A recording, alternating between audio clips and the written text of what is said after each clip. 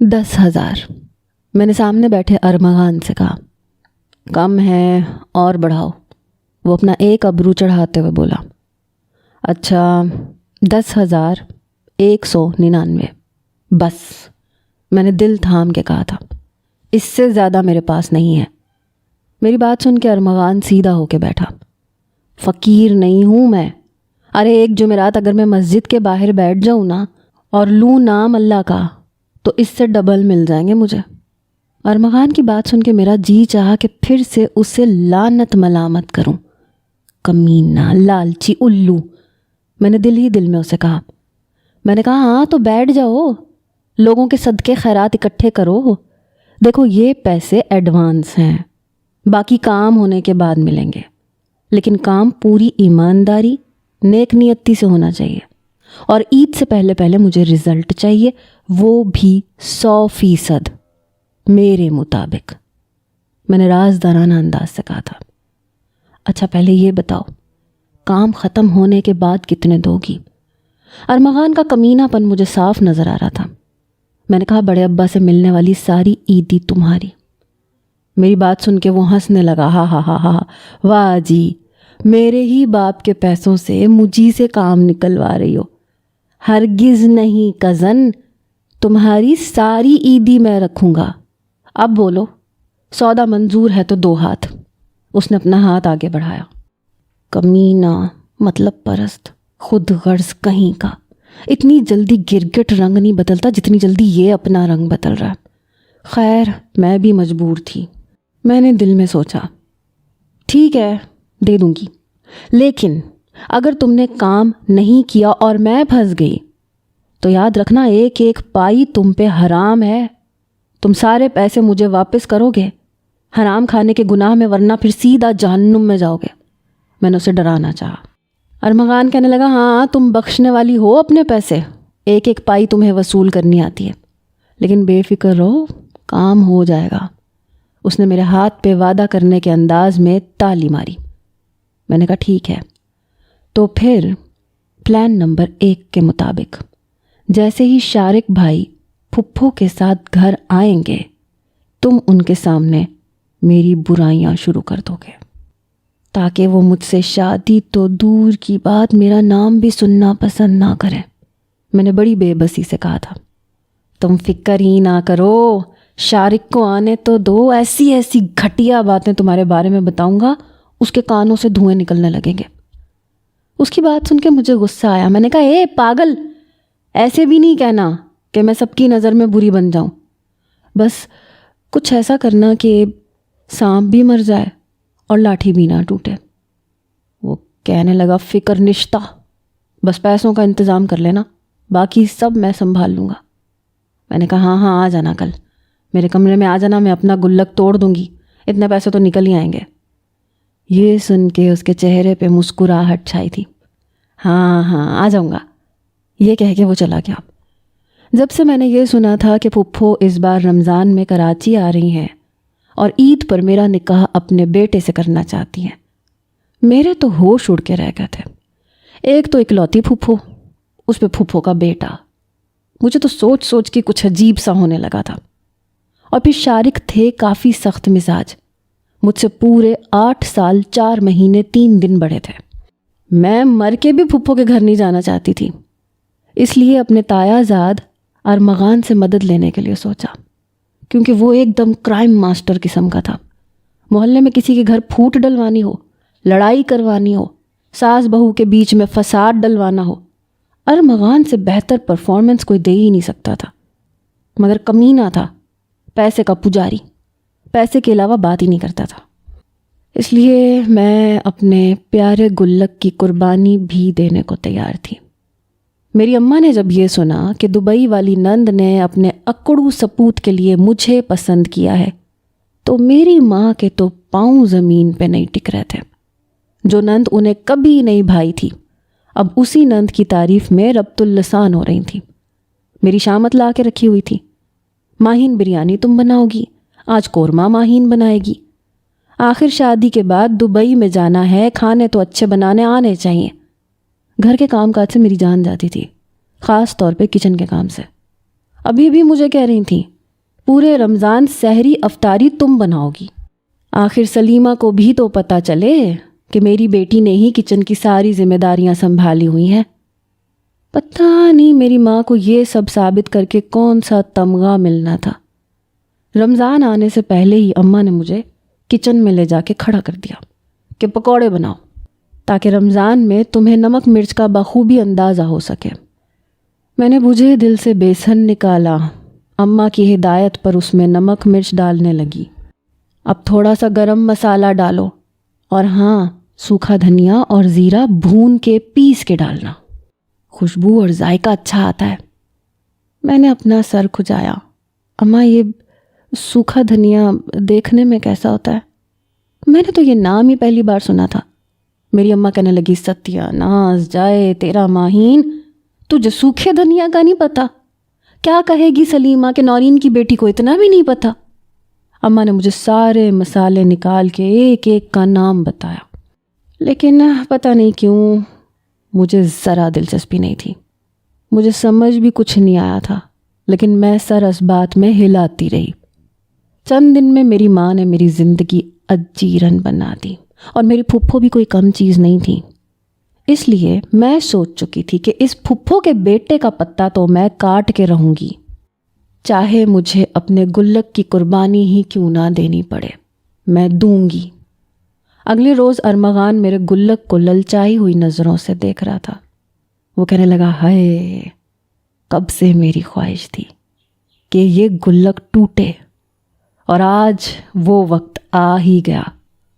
چلو کزن، جلدی جلدی توڑو۔ میں نے ایک ستائشی نظر اپنے گلک پہ ڈالی، پھر ایک ٹھنڈی گہری سانس لی۔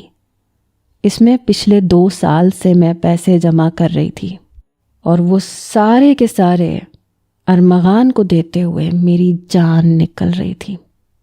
میں نے گلک کو توڑا، 500، 1000، 100، 50 سارے ہی نوٹ بکھر گئے۔ جیسے ہی وہ جھپٹنے لگا میں نے اس کی کلائی پکڑ لی۔ میں نے کہا یہ ہاتھ پیچھے، میں خود گنوں گی پھر تمہیں دوں گی۔ خبردار جو ایک نوٹ بھی تم نے ادھر ادھر کرنے کی کوشش کی۔ میری بات پہ اس کے ماتھے پہ تیوری چڑھی۔ اس نے اپنا ہاتھ پیچھے کیا۔ میں نے پیسے گننے شروع کیے، یہاں تک کہ 5-10 کے سکے ملا کے پورے 10,000 ہوئے۔ ایک پائی نہیں بچی تھی۔ اندر ہی اندر میرا دل رو رہا تھا۔ میری 2 سال کی کمائی ہوئی محنت ساری کی ساری اس کمینے کے پاس جا رہی تھی۔ بھلا کزن ایسے ہوتے ہیں، اتنے خود غرض اور مطلبی۔ سارے پیسے اس نے ایک رومال میں ڈال کے باندھے۔ وہ کہنے لگا واہ، عید کی اچھی خاصی شاپنگ ہو جائے گی۔ اس کے چہرے کی مسکراہٹ دیکھ کے میرا دل جلا تھا۔ میں نے کہا یاد رکھنا، اگر تم نے ذرا سی بھی گڑبڑ کی تو میں تمہیں چھوڑوں گی نہیں۔ وہ کہنے لگا اچھا نہیں کرتا گڑبڑ۔ وہ سارے پیسے لے کے جا چکا تھا۔ اگلے ہی روز شارق بھائی پھپھو کے ساتھ دبئی سے واپس آ چکے تھے۔ سب کا کھانا ہمارے ہی پورشن میں تھا۔ میرے تایا ابا اوپر کے پورشن میں رہتے تھے، ہمارا گھر نیچے کے پورشن میں تھا، اور میرے سب سے چھوٹے چچا کا پورشن دوسری منزل پہ تھا۔ اماں نے مجھے صبح سے کچن میں گھسا رکھا تھا۔ مجھے بتا کے انہوں نے سارے پکوان مجھ سے پکوائے تھے، اور میں یوں تھی کہ پکا کے اب میری بھوک مٹ چکی تھی۔ پھپھو کے آنے سے پہلے اماں نے مجھے کڑھائی والا انارکلی فراک دیا، ساتھ میں ہم رنگ چوڑیاں۔ جیسے ہی میں بالوں کا جوڑا بنانے لگی تو میری والدہ کہنے لگی بال کھلے رہنے دو۔ میں نے کہا کیوں؟ آج کیا ہے؟ آج کیوں بال کھلے رہنے دوں؟ ویسے تو آپ مجھے کہتی ہیں تیل لگا کے چٹیا باندھ کے رکھا کرو، کھلے بالوں پہ نظر لگتی ہے۔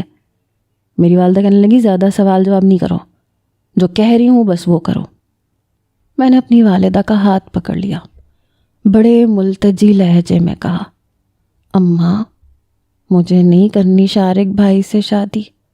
کیسی ماں ہیں آپ کو تو پھپھو نام کی مخلوق سے ہی نفرت ہونی چاہیے، اور ایک آپ ہے اپنی بیٹی، اپنی سگی بیٹی، اپنے جگر کے ٹکڑے کو اپنی نند کو دینا چاہتی ہیں۔ آپ کو پتہ ہے یہ پھپھو نامی مخلوق کیا ہوتی ہے؟ میں نے پھر سے والدہ کو احساس دلانے کی کوشش کی، اور ایک تھپڑ میرے سر پہ لگا۔ بکو مت، جتنی تم تیز ترار ہو اپنی پھپھو کو اچھے طریقے سے ٹھکانے لگانا جانتی ہو، مجھے کوئی فکر نہیں ہے، لیکن دیکھو ابھی اس کے سامنے بالکل تیر کی طرح سیدھی رہنا، ورنہ تم میرے غصے سے واقف ہو۔ میں نے اپنی ماں کو دیکھا جنہیں آج کل میری پھپھو پہ امڑ امڑ کے محبت آ رہی تھی۔ مجھے بھی دسترخوان پہ بیٹھنا پڑا۔ اگلے ہی روز پہلا روزہ تھا، اس لیے رات کا کھانا جلدی ہی لگا دیا گیا تھا۔ میں دسترخوان پہ بیٹھ گئی۔ ایک طرف میری والدہ بیٹھی تھیں تاکہ میں کچھ بھی الٹا سیدھا نہ کر سکوں، اور بائیں جانب اچانک سے ارمغان بیٹھ گیا۔ کھانا کھانے کے لیے سب سے پہلے ارمغان نے پلیٹ اٹھائی۔ کہنے لگا، شارق بھائی کھانا کھائیں، سب کچھ ماہین نے بنایا ہے، وہ بھی اپنے ہاتھوں سے خود۔ اس نے پلیٹ میں شامی، بریانی اور نہ جانے کیا کیا ڈال رکھا تھا۔ میں نے کونی اس کے پیٹ میں ماری، لیکن بڑی احتیاط سے تاکہ کسی کی نظر نہ پڑے۔ اس نے دوسرے ہاتھ سے اپنا پیٹ پکڑا، ڈش کو واپس رکھا اور مجھے کھا جانے والی نظروں سے دیکھنے لگا۔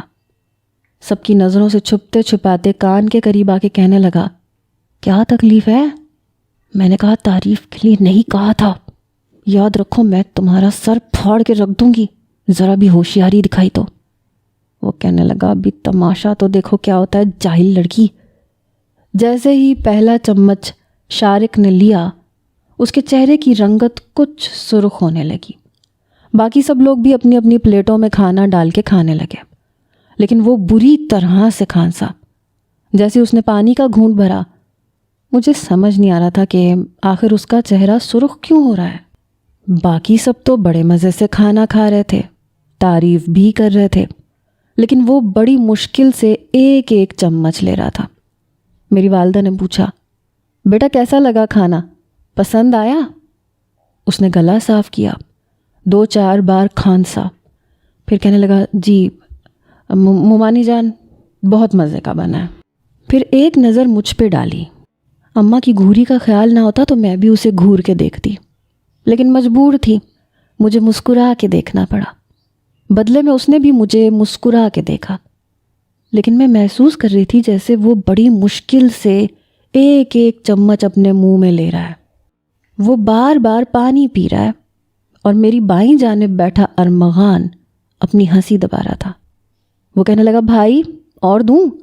وہ کہنے لگا، نہیں نہیں پلیز، بس یہ بہت ہے۔ میری ماں کہنے لگی، ارے بیٹا کھانا تو پیٹ بھر کے کھاؤ۔ وہ کہنے لگا، نہیں مومانی جان بس میں کھا چکا ہوں، میں اتنا ہی کھاتا ہوں۔ ارمغان کہنے لگا، ارے ایسے کیسے، یہ ساری ڈائٹ آپ دبئی تک ہی رکھیں تو بہتر ہے۔ ارے پاکستان میں آئے ہو، جم کے کھاؤ۔ لیکن اس نے کھانا مزید اپنی پلیٹ میں نہیں ڈالا تھا۔ دسترخوان سے بھی جلدی اٹھ گیا۔ مجھے نہ تو اس کے سرخ چہرے کی وجہ نظر آ رہی تھی، نہ ارمغان کی مسکراہٹ کی۔ کھانا کھا کے سب لوگ ہی پھپھو کے ساتھ بیٹھ کے باتیں کرنے لگے۔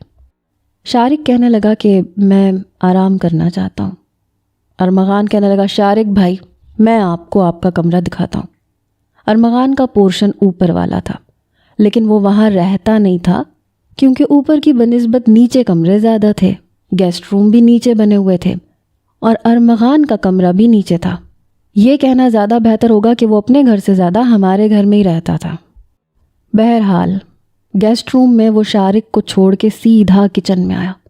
میں اس وقت سارے برتن سنک میں رکھ رہی تھی۔ کچن میں آتے مجھے کہنے لگا، دیکھا تم نے کیسا منہ لال ٹماٹر ہو رہا تھا؟ میں نے کہا، ہاں ہو تو رہا تھا، لیکن کیوں؟ وہ کہنے لگا، پتہ ہے میں نے کیا کیا؟ بریانی کی ڈش کے اوپر سرخ مرچیں ڈال دیں، اس کے اوپر تھوڑے سے سفید چاول ڈال دیے، اور سب سے پہلے میں نے ڈش کے چاول شارق کی پلیٹ میں ڈال دیے۔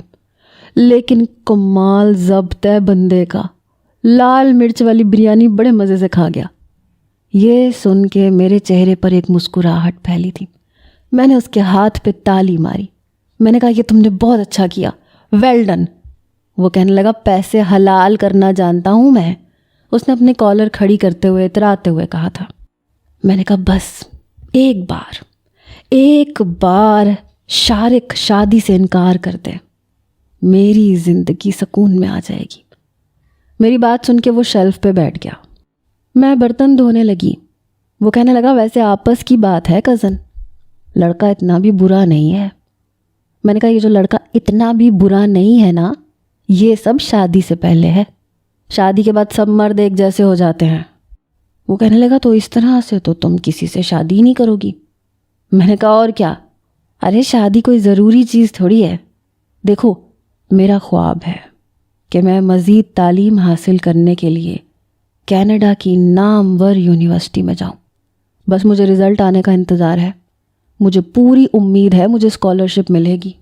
وہ کہنے لگا اچھا تو یہ سب تم اس لیے کر رہی ہو، لیکن چلو پڑھ بھی لو، اپنا خواب پورا کر بھی لو، شادی تو پھر بھی کرنی پڑے گی۔ میں نے کہا میرا ایسا کوئی ارادہ نہیں ہے، عورت کیا بس اسی لیے پیدا ہوتی ہے کہ شادی کرے، بچے پیدا کرے؟ نو نتھنگ۔ وہ کہنے لگا خیر مجھے کیا لگے۔ وہ شیلف سے نیچے اترا اور کچن سے باہر چلا گیا۔ یوں تو ارمغان کا بھی شادی کا کوئی خاص ارادہ نہیں تھا، مجھ سے 1 سال ہی بڑا تھا، لیکن نہ تو اس نے تعلیم پہ توجہ دی تھی، نہ ہی تایا ابا کے کام اور کاروبار پہ۔ جب تایا ابا بہت ڈانٹتے تھے تو ان کی دکان پہ چلا جاتا تھا، ورنہ یونیورسٹی جانے کے بہانے بناتا رہتا تھا۔ حالانکہ وہاں پہ پڑھتا وڑھتا نہیں تھا، بس ایسے ہی جان چھڑانے کے لیے چلا جاتا تھا۔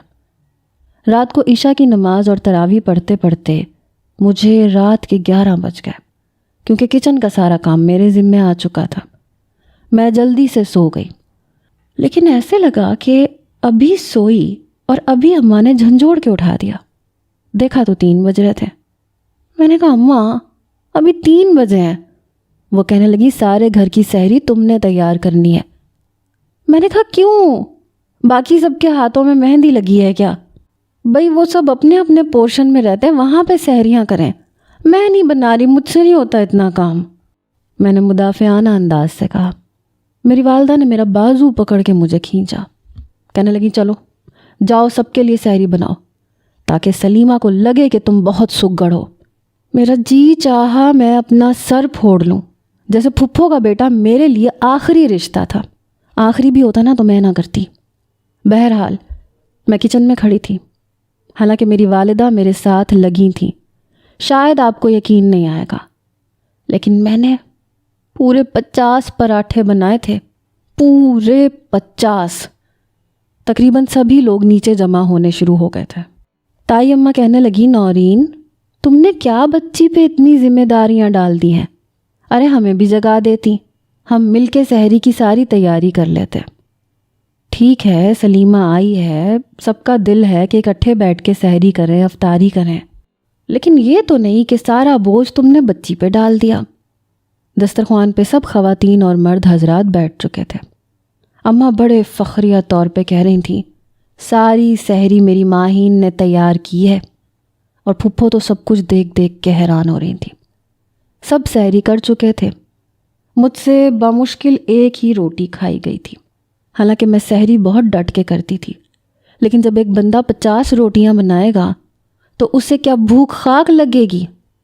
بہرحال دوسری ترکیب ارمغان نے یہ آزمائی کہ شارق کے سامنے یہ ثابت کرنے لگا کہ مجھے کوئی کام طریقے سلیقے سے نہیں آتا، بس سب لوگ مجھے مجبوراً برداشت کرتے ہیں۔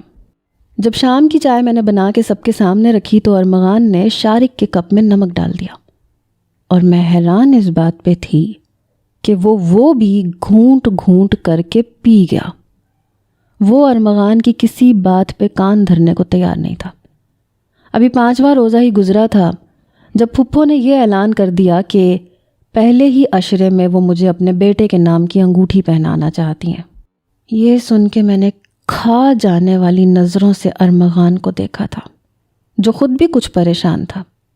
جیسی افطاری ختم ہوئی میری والدہ مجھ سے کہنے لگی چلو تمہیں شاپنگ پہ لے جاؤں، سلیمہ نے پورا 1 لاکھ دیا ہے تمہاری منگنی کا جوڑا اور سارے سامان وغیرہ کے لیے۔ میں نے کہا آپ خود جا کے لے آئیں، میں نہیں جا رہی، میں بہت تھک چکی ہوں۔ اندر سے میرا دل بجھ کے رہ گیا تھا، ارمغان پہ مجھے رہ کے غصہ آ رہا تھا۔ میری والدہ میری تائی اماں کو اور پھپھو کو لے کے شاپنگ پہ چلی گئی۔ میں اپنے کمرے میں بیٹھی رو رہی تھی جب کمرے کا دروازہ کھلا۔ سامنے ارمغان کھڑا تھا۔ میں نے کہا کمینے انسان، دفع ہو جاؤ میرے کمرے سے، باہر کیا کہا تھا تم نے کس چیز کے لیے پیسے لیے تھے؟ پھپھو تو مجھے انگوٹھی پہنانے کے لیے تیار کھڑی ہیں۔ وہ کہنے لگا میں کیا کروں؟ ارے مجھے تو وہ انسان ہی نہیں لگتا ہے کسی جن کا بچہ ہے۔ اس دن مرچوں والے چاول کھا گیا، اب نمک والی چائے پی گیا۔ تمہاری اتنی برائیاں میں نے کی ہیں کہ پوچھو مت۔ اور کسی سے کرتا نا تو شاید وہ انکار کر دیتا، لیکن یہ عجیب بندہ ہے، اس نے ایک نہیں سنی۔ میں تو خود پریشان ہو کے رہ گیا ہوں، ایسا میرے ساتھ تو پہلے کبھی نہیں ہوا۔ میں نے کہا یاد رکھنا ارمغان، اگر میری شادی شارق سے ہوگی نا، میں تمہارا گلا دبا دوں گی، میں تمہیں جان سے مار دوں گی۔ میں اپنے آنسو صاف کرتے ہوئے کہہ رہی تھی۔ اس نے کہا اچھا، میرے ذہن میں ایک اور ترکیب ہے، مجھے لگ رہا ہے وہ 100% چلے گی۔ میں نے کہا وہ کیا؟ کہنے لگا دیکھو ہمیں نا تھوڑا سا کچھ ہٹ کے کرنا پڑے گا۔ میں نے کہا کیا مطلب ہے، کیا ہٹ کے کرنا پڑے گا؟ وہ کہنے لگا افطاری کے بعد تم میرے ساتھ باہر چلنا کسی بھی بہانے سے۔ میں نے کہا آگے پھر کیا ہوگا؟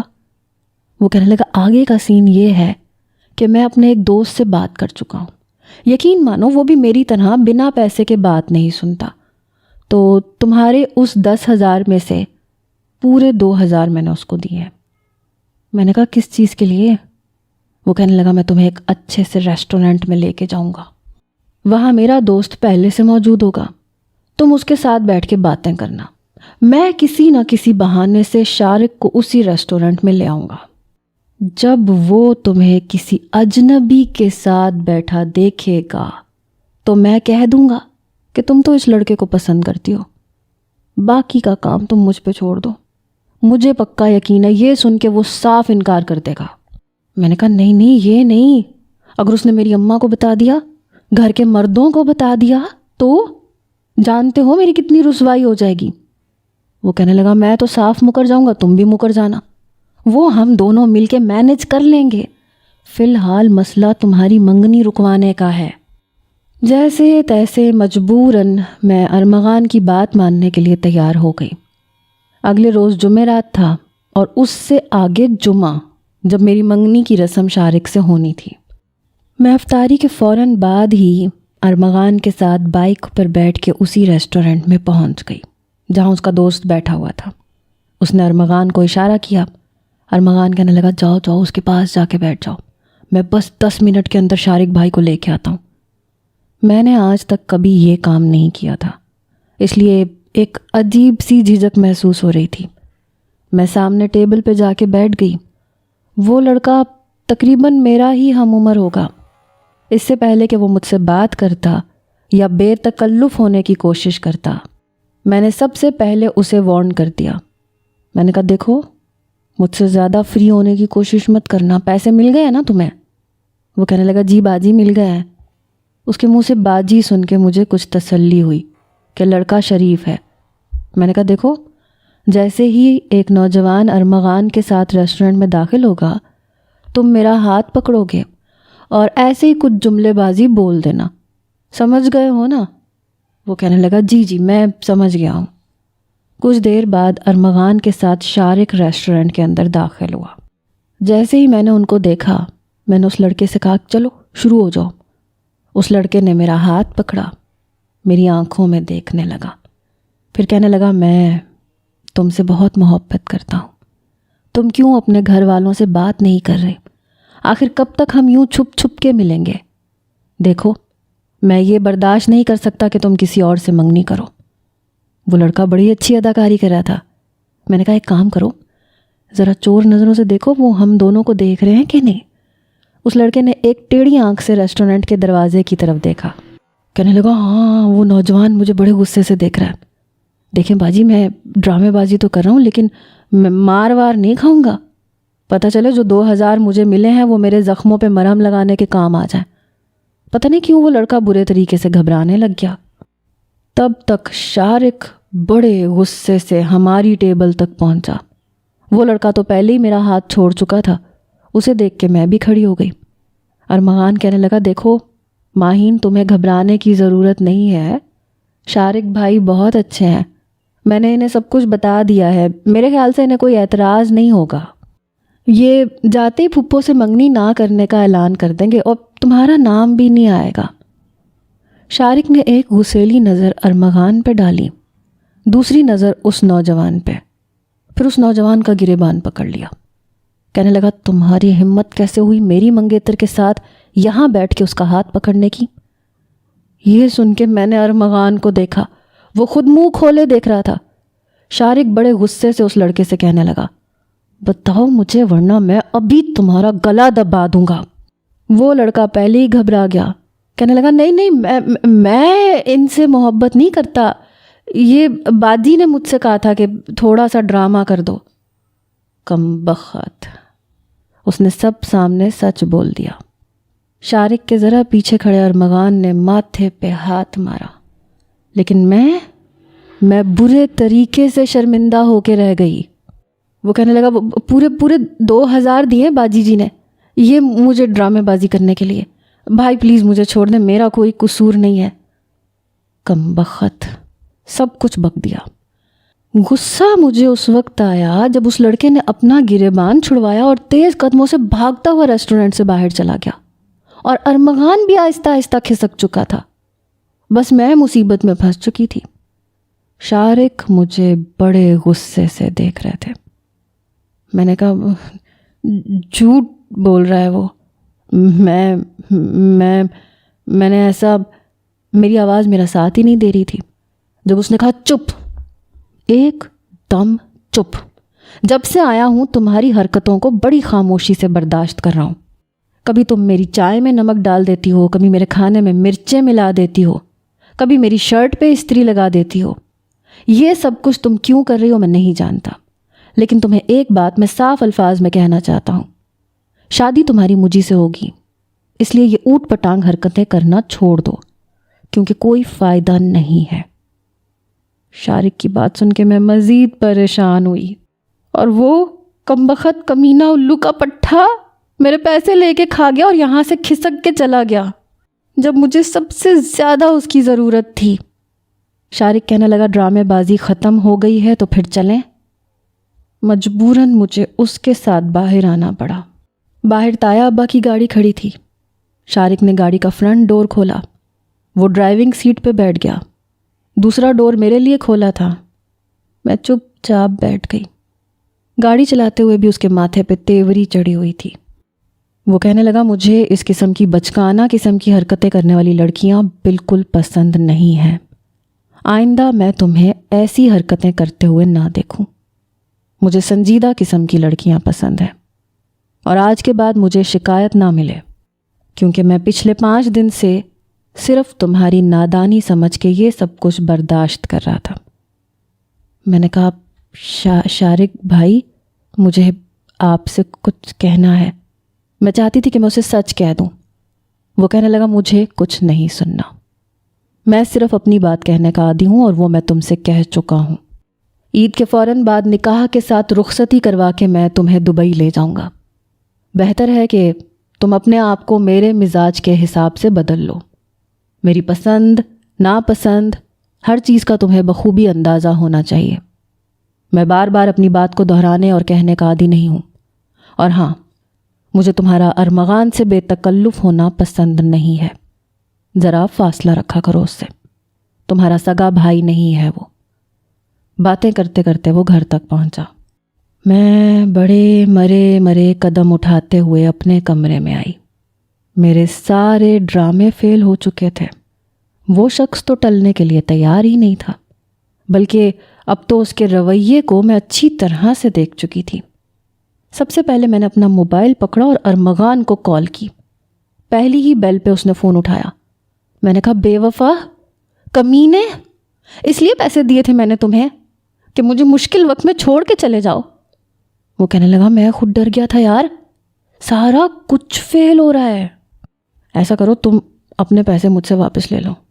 شکر ہے میں نے شاپنگ نہیں کر لی تھی، لیکن میں تمہارے اس مسئلے میں نہیں آ سکتا۔ میں رونے لگ گئی۔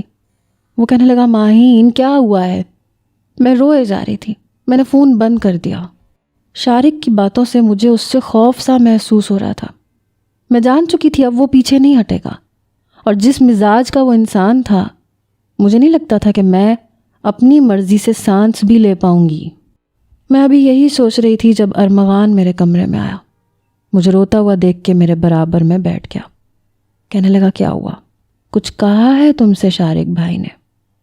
پتہ نہیں کیوں، لیکن میں بے ساختہ اس کے کندھے پہ سر رکھ کے رونے لگی۔ میں نے کہا مجھے اس شخص سے شادی نہیں کرنی، پلیز مجھے بچا لو ارمغان، پلیز۔ تم نہیں جانتے وہ مجھ سے ہنسنے کا حق بھی چھین لے گا۔ لیکن میں نہیں جانتی تھی کہ اچانک سے کمرے کا دروازہ کھلے گا، اور دروازہ میری والدہ نے کھولا تھا، لیکن جیسے ہی دروازہ کھلا میری والدہ نے ابھی اندر جھانکا بھی نہیں تھا کہ فوراً سے ارمغان کھڑا ہو گیا۔ میری والدہ اندر آئیں، اسے میرے ساتھ دیکھا تو کہنے لگیں تم یہاں کیا کر رہے ہو؟ وہ کہنے لگا کچھ نہیں چاچی، میں نے اپنے آنسو صاف کیے۔ میری والدہ کہنے لگی تم نے کیا رونا ڈال رکھا ہے، کیا ہوا ہے؟ ارمغان کافی سنجیدہ تھا، حالانکہ مزاج کا ایسا تھا نہیں۔ وہ کہنے لگا چچی آپ کیوں زبردستی کر رہی ہیں؟ جب ماہین شارق کو پسند نہیں کرتی تو کیوں اس کی زبردستی شادی کروا رہی ہیں؟ میری والدہ اسے گھور کے دیکھنے لگی۔ وہ کہنے لگی تم تو بات ہی مت کرو، سارے جہان کے نکمے ہو تمہیں، اور یہاں بیٹھ کے میری بیٹی کا دماغ خراب کرو، چلو جاؤ یہاں سے۔ میری والدہ نے اسے سختی سے کہا۔ وہ چپ چاپ باہر نکل گیا۔ میری والدہ مجھے کہنے لگیں کہ تم کیا اس کی ہمدردیاں بٹور رہی ہو؟ بہت اچھا رشتہ ہے، آج تمہیں یہ لگ رہا ہے کہ میں تمہارے ساتھ غلط کر رہی ہوں، لیکن کل تم مجھے دعائیں دو گی۔ ارے دبئی کا رشتہ کسی لڑکی کے لیے آ جائے تو وہ آنکھیں بند کر کے ہاں کر دیتی ہے، اور ایک تم ہو، رونا ڈال رکھا ہے تم نے۔ میں نے کہا اماں کیا پاکستان میں شادی کرنے والی لڑکی خوش نہیں رہتی؟ صرف دبئی جانے والی لڑکیاں ہی خوش رہتی ہیں۔ مجھے نہیں جانا دبئی، مجھے کہیں نہیں جانا، مجھے باہر کے ملک میں نہیں جانا، میں یہیں ٹھیک ہوں۔ وہ کہنے لگی بس منہ بند کرو۔ وہ مجھے میری منگنی کا جوڑا دکھانے لگی۔ پتہ نہیں کیوں شارق کا رویہ دیکھ کے میں اور بھی زیادہ گھبرا کے رہ گئی تھی۔ اب تو وہ مجھے یہ بھی کہہ چکا تھا کہ میں اسے ارمغان کے ساتھ بھی نظر نہ آؤں۔ سارا بچپن ہمارا ایک ساتھ گزرا تھا، کھیل کود کے، ایک دوسرے سے باتیں کر کے، لڑ کے، اور اب وہ کہہ رہا تھا کہ میں اس سے نہ ملوں۔ کیوں نہ ملوں؟ رات کو جب میں اپنے کمرے میں آئی تو میں نے اسی کو فون کیا۔ پہلی بیل پہ اس نے فون اٹھا لیا۔ کہنے لگا کیا بات ہے؟ میں نے کہا میں نے اپنی زندگی کے ساتھ سمجھوتا کر لیا ہے، اب تم کچھ مت کرو، پیسے بھی رکھ لو، کوئی بات نہیں۔ وہ کہنے لگا کیا مطلب تمہارا؟ ابھی ایک پلان ہے میرے پاس، تمہیں پریشان ہونے کی ضرورت نہیں ہے، اور وہ 100% کام کرے گا۔ میرے دل میں دوبارہ سے امید جاگ اٹھی۔ میں نے کہا دیکھ لو، میں تو اب تمہاری صلاحیتوں سے مایوس ہو گئی ہوں۔ وہ کہنے لگا سوال ہی پیدا نہیں ہوتا، ارے یہ پلان کام کرے گا۔ پھر وہ مجھے اپنا پلان بتانے لگا جو مجھے کچھ رسکی قسم کا لگ رہا تھا۔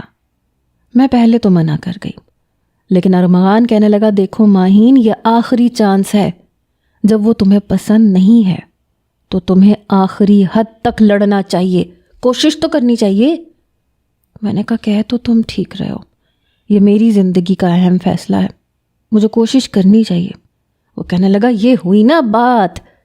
بہرحال اگلے روز منگنی تھی، اسے میں روک نہیں سکتی تھی، لیکن اس کے بعد میرا اور ارمغان کا ڈرامہ شروع ہو چکا تھا۔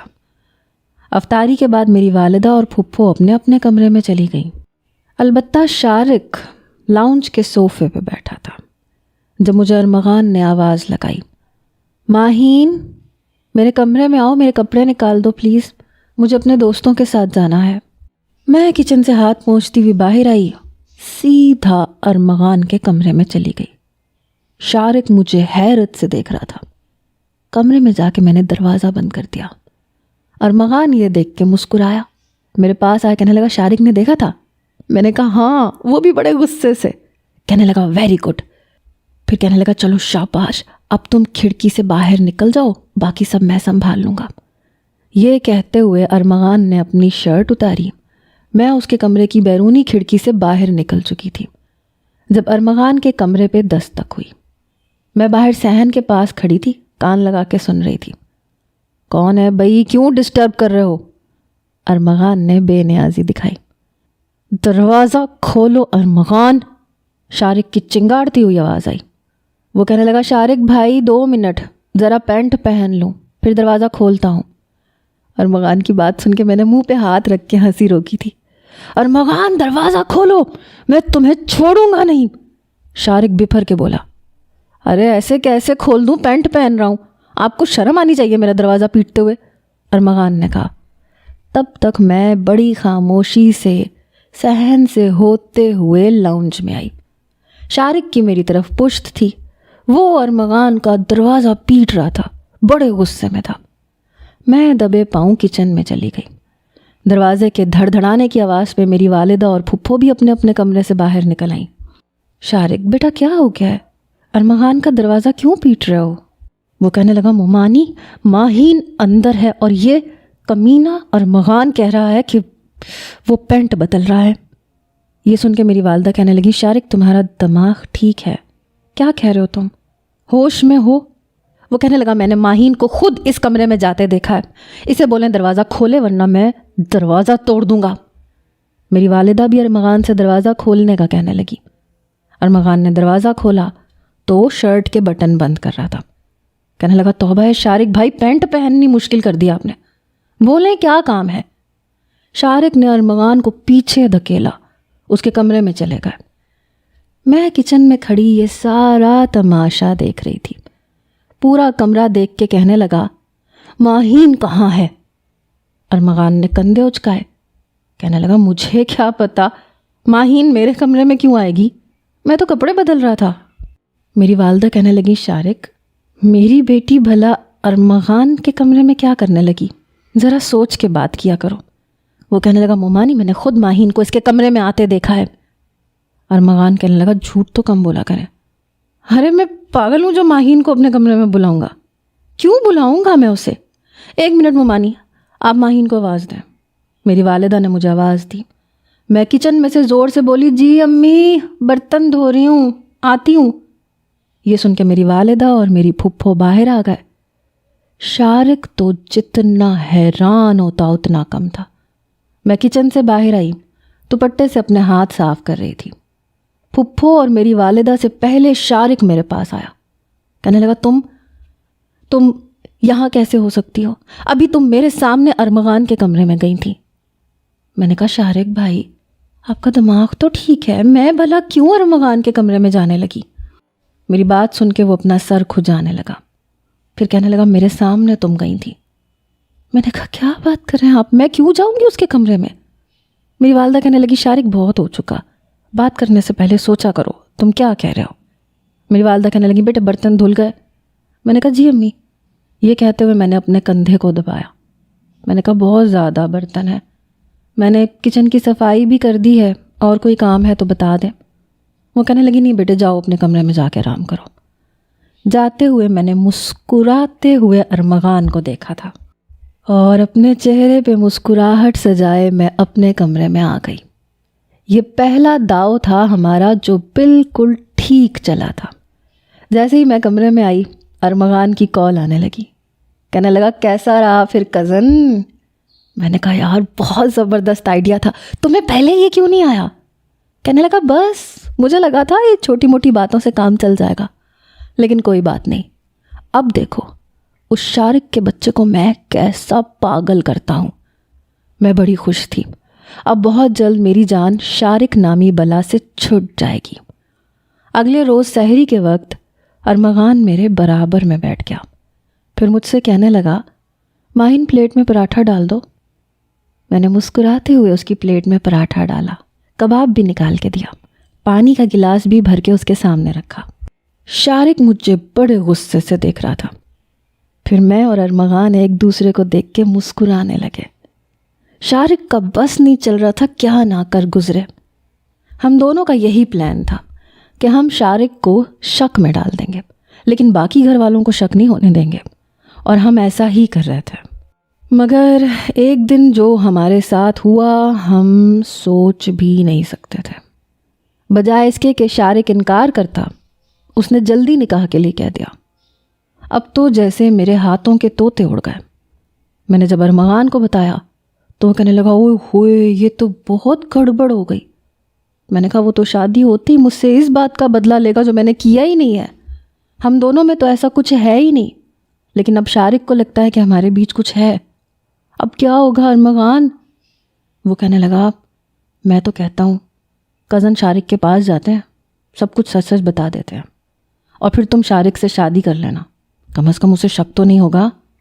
میں نے کہا ایک دم فلاپ آئیڈیا ہے یہ. مرد کے دل میں ایک بار شک کا بیج اگ جائے نا تو کبھی نہیں مرجھاتا. میں تو بری طرح پھنس جاؤں گی. وہ کہنے لگا میرے موبائل کی بیٹری ڈاؤن ہو رہی ہے, میں مزید تم سے بات نہیں کر سکتا. اس کی بات سن کے میں نے کہا ارمغان تم مجھے مصیبت میں ڈال کے دامن نہیں بچا سکتے. ایسے کرو اسٹور روم میں آؤ, میں بھی اسٹور روم میں جا رہی ہوں, وہیں بیٹھ کے بات کرتے ہیں. وہ کہنے لگا ماہین سنو. میں نے فون بند کر دیا. میں بے حد پریشان ہو رہی تھی. میں کمرے سے باہر نکل کے لاؤنج میں آ گئی. سب لوگ سو چکے تھے. میں اسٹور روم میں چلی گئی. کچھ دیر بعد ارمغان بھی اسٹور روم میں آ گیا. وہ کہنے لگا دیکھو میں تمہیں مصیبت میں اکیلا نہیں چھوڑ رہا ہوں کزن, بلکہ میں تمہارے لیے جو کر رہا ہوں ٹھیک کر رہا ہوں. دیکھو شارق ہاتھ دھو کے تمہارے پیچھے پڑ چکا ہے, اب وہ ہر صورت تم سے شادی کر کے رہے گا. بہتر ہے کہ تم اس کے دل سے وہم ختم کر دو. ہم ابھی یہ بات کر ہی رہے تھے جب اسٹور کا دروازہ کسی نے باہر سے بند کر دیا اور کنڈی لگا دی. یہ دیکھ کے ہم دونوں کے ہوش اڑے تھے. میں یہ سمجھ نہیں پا رہی تھی کہ اب کیا کروں. ہم دونوں ہی دروازے کی طرف لگ گئے. پتہ نہیں باہر سے کون کنڈی لگا چکا تھا. شاید کسی کو یہ لگا کہ اسٹور کھلا ہوا ہے. نہ اسٹور میں کوئی کھڑکی تھی, نہ چھپنے کی کوئی جگہ. بہت چھوٹا سا اسٹور تھا جہاں پہ اٹیچی پڑے ہوئے تھے. ارمغان کہنے لگا او شٹ, یہ کیا ہو گیا, یہ دروازہ کس نے بند کر دیا؟ میں نے کہا مجھے نہیں پتا, لیکن اب ہم دونوں اس اسٹور میں ہیں, اور اگر یہ بات کسی کو پتہ چل گئی تو ایک طوفان سا کھڑا ہو جائے گا. وہ کہنے لگا اسی بات کا تو مجھے ڈر ہے. میں جو پریشان تھی سو تھی, لیکن ارمغان بھی پہلی دفعہ بہت پریشان ہوا. وہ کہنے لگا میں دروازہ کھٹکھٹا کے دیکھتا ہوں. اس سے پہلے کہ وہ دروازہ کھٹکھٹاتا میں نے اس کا ہاتھ پکڑ لیا. میں نے کہا یہ غلطی مت کرنا, دیکھو اس طرح سے ہم دونوں بدنام ہو جائیں گے. وہ کہنے لگا پھر کیا کریں, نہ کوئی روشن دان ہے نہ کھڑکی ہے, اور اب تو میرا دم بھی گھٹنے لگا ہے. میں نے کہا ایسے کرو تم کہیں چھپ جاؤ, میں دروازہ کھٹکھٹاتی ہوں. میں کہوں گی کہ میں اسٹور میں بند ہو گئی تھی. یہاں تمہیں چھپنے کی جگہ نظر آ رہی ہے. وہ اسٹور اتنا تھا کہ دونوں جانب سیمنٹ کی شیلفیں سی بنی ہوئی تھیں, اور بیچ میں صرف اتنی جگہ تھی کہ ہم دو لوگ کھڑے ہو سکیں. چھپنے کی واقعی کوئی جگہ نہیں تھی. اب ہم دونوں پریشان تھے. وہ کہنے لگا اس کا یہی حل ہے کہ یہاں صبر سے بیٹھ جاتے ہیں. ہو سکتا ہے کوئی اتفاقاً اسٹور کا دروازہ کھول دے, اور پھر ہم ایک ایک کر کے باہر چلے جائیں گے. میں نے کہا اور اگر ایسا نہ ہوا اور کچھ اور ہو گیا تو؟ وہ کہنے لگا اچھا سوچو کزن, قسم خدا کی مجھے بہت ڈر لگ رہا ہے. ڈر تو مجھے بھی لگ رہا تھا.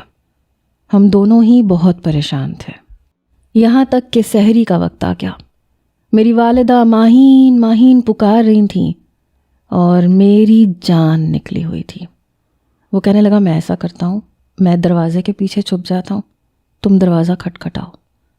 لیکن مجھے ابھی بھی ڈر لگ رہا تھا. اس سے پہلے کہ ہم باہر نکلنے کی کوئی تدبیر کرتے, اسٹور کا دروازہ ایک دم کھلا. ہم دونوں ہی اس وقت ایک دوسرے کے قریب کھڑے تھے.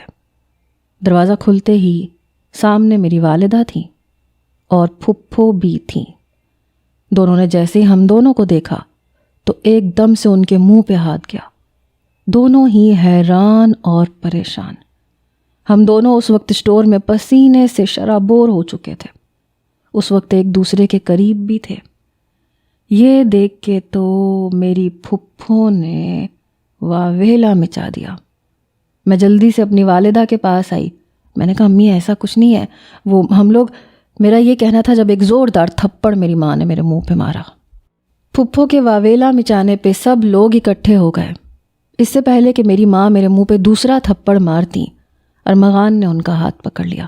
وہ کہنے لگا چچی جی یہ کیا کر رہی ہیں آپ؟ دوسرا تھپڑ اس کے منہ پہ پڑا. میری ماں نے اس کا گریبان پکڑ لیا. وہ کہنے لگی کمینے, شرم نہیں آئی تم دونوں کو اسٹور روم میں یہ سب کچھ کرتے ہوئے؟ میرے والد, شارق، ارمغان کے بڑے بھائی، بھابھی، سب لوگ ہمیں دیکھ رہے تھے، یہاں تک کہ دوسری منزل پہ رہنے والے چچا چچی، ان کے چھوٹے بچے، سب وہاں آ گئے۔ میرے والد ہم دونوں کے پاس آئے، میری والدہ سے کہنے لگے یہ کیا ہو رہا ہے؟ میری والدہ تو رونے لگی، کہنے لگی ان دونوں نے منہ کالا کیا ہے۔ یہ سننا تھا میرے ہوش اڑ گئے۔ ارمغان کہنے لگا نہیں نہیں چچی، ایسا کچھ بھی نہیں ہوا، ہم دونوں غلطی سے اسٹور میں بند ہو گئے تھے، باہر سے پتہ نہیں کسی نے غلطی سے کنڈی لگا دی تھی، میں سچ کہہ رہا ہوں۔ وہ کہنے لگی تم اسٹور روم میں اس لڑکی کے ساتھ کیا کر رہے تھے؟ تم دونوں اسٹور میں گئے کیوں تھے؟ میں تم دونوں کی آنکھ مٹکے کو کب سے نوٹ کر رہی ہوں، لیکن پھر بھی میں نے سوچا شاید میرا وہم ہے، لیکن نہیں، یہ وہم نہیں تھا۔ ایک تماشا سا لگا کے رکھ دیا سب نے۔ میں نے کہا کہ ایسا کچھ نہیں ہے۔ میری والدہ کہنے لگی بکواس بند کرو۔ میری پھپھو کہنے لگی میں تو کبھی بھی اپنے بیٹے کا رشتہ اس بدکردار لڑکی سے نہیں کروں گی۔ مجھے تو لگتا ہے اس دن شارق ٹھیک کہہ رہا تھا، اس دن تو یہ لوگ بچ گئے، لیکن دال میں کچھ نہ کچھ کالا تھا، تبھی آج پکڑے گئے ہیں۔ ارمغان کہنے لگا پھپھو پلیز خبردار، جو کسی نے ماہین کے کردار پہ انگلی اٹھانے کی کوشش کی، جسے جو کہنا ہے مجھے کہے۔ اس وقت وہ کافی سنجیدہ لگ رہا تھا۔ میں نے کہا ایسا کچھ نہیں ہے۔ میرے والد میرے پاس آئے، میرا بازو پکڑ کے مجھے لاؤنج میں دھکیل کے پھینکا، کہنے لگے دفع ہو جاؤ یہاں سے، میں سوچ بھی نہیں سکتا تھا تم دونوں ایسی گری ہوئی اور نیچ حرکت کر سکتے ہو۔ میرے تایا ابا میرے والد کے پاس آئے، کہنے لگے جتنا قصور ماہین کا ہے اتنا قصور ارمغان کا بھی ہے۔ شارق کہنے لگا یہ کب سے میرے سامنے ماہین کی برائیاں کر رہا تھا تاکہ میں انکار کر دوں۔ ان دونوں کے بیچ پہلے سے یہ سب کچھ چل رہا تھا، یہ الگ بات ہے کہ ہم نے دیکھا اب ہے۔ ارمغان کہنے لگا میں پہلے بھی کہہ چکا ہوں ایسا کچھ نہیں ہے، میں اسٹور میں سے اپنا سامان دیکھنے آیا تھا، اتفاق تھا کہ ماہین بھی وہاں پہ آ گئی، مجھے نہیں پتا باہر سے کنڈی کس نے لگائی۔ میری پھپھو کہنے لگی وہ تو میں نے دروازہ کھلا دیکھا تھا، میں نے کنڈی لگائی تھی اور میں اپنے کمرے میں سونے چلی گئی تھی، لیکن شاید سچ ہمارے سامنے آنا تھا، ورنہ تم دونوں مل کے جو گل کھلا رہے تھے ہمیں تو اس بات کا علم ہی نہیں ہوتا۔ میں نے کہا ایسا کچھ نہیں ہے، آپ لوگ کیوں نہیں سمجھ رہے ہو، میں سچ کہہ رہی ہوں۔ میں رونے لگی، مجھے نہیں پتا تھا کہ ہمارے بنائے جانے والے پلان کا نتیجہ ایسا بھی نکل سکتا ہے۔ ارمغان کہنے لگا آپ لوگ کیوں ہماری بات کا یقین نہیں کر رہے؟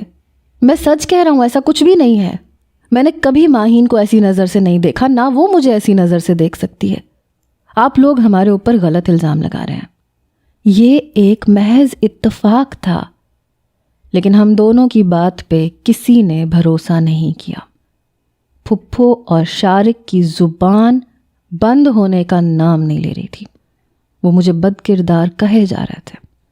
اس وقت ایک واحد ارمغان تھا جو یہ کہہ رہا تھا کہ جو کہنا ہے مجھے کہیں، خدا کے لیے ماہین پہ اتنا گھٹیا الزام مت لگائیں، وہ بالکل پاک دامن ہے اور میں اس بات کی گواہی دے سکتا ہوں، میں قسم کھا سکتا ہوں، لیکن ہماری کسی نے نہیں سنی۔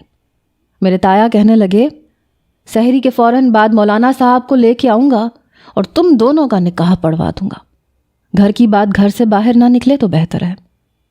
یہ سن کے میں نے فوراً سے انکار کر دیا، میں نے کہا ہم دونوں کے بیچ میں ایسا کچھ ہے ہی نہیں اور میں یہ نکاح کبھی نہیں کروں گی۔ یہی بات ارمغان بھی کہہ رہا تھا، لیکن ہم دونوں کی بات کوئی بھی سننے کو تیار نہیں تھا۔ میرے تایا نے ارمغان کو بہت مارا، وہ کہنے لگے کہ چپ چاپ نکاح کر لو ورنہ تمہارا گلا دبا کے تمہیں جان سے مار دوں گا۔ نہ تو میں نے کبھی اسے اس نظر سے دیکھا تھا، نہ کبھی اس نے مجھے، لیکن ہماری ذرا سی غلطی نے ہمیں نہ تو اپنے گھر والوں کے سامنے نظریں ملانے کے قابل چھوڑا تھا اور نہ ہی ایک دوسرے کے۔ سحری کیا کرنی تھی، بس کسی نے پانی پیا، کسی نے دودھ کے 2 گھونٹ بھرے، لیکن ہمارے نصیب میں تو یہ سب بھی نہیں ہوا۔ جیسے ہی سحری کا وقت ختم ہوا، بڑے ابا اور میرے ابا اور چھوٹے چچا تینوں مل کے مسجد میں نماز پڑھنے گئے، لیکن جب واپس آئے تو ان کے ساتھ ایک نکاح خواں بھی تھا۔ میری والدہ مجھے کمرے میں لے گئیں، میری کمر پہ انہوں نے مجھے پھر سے تھپڑ مارے. وہ رو بھی رہی تھیں.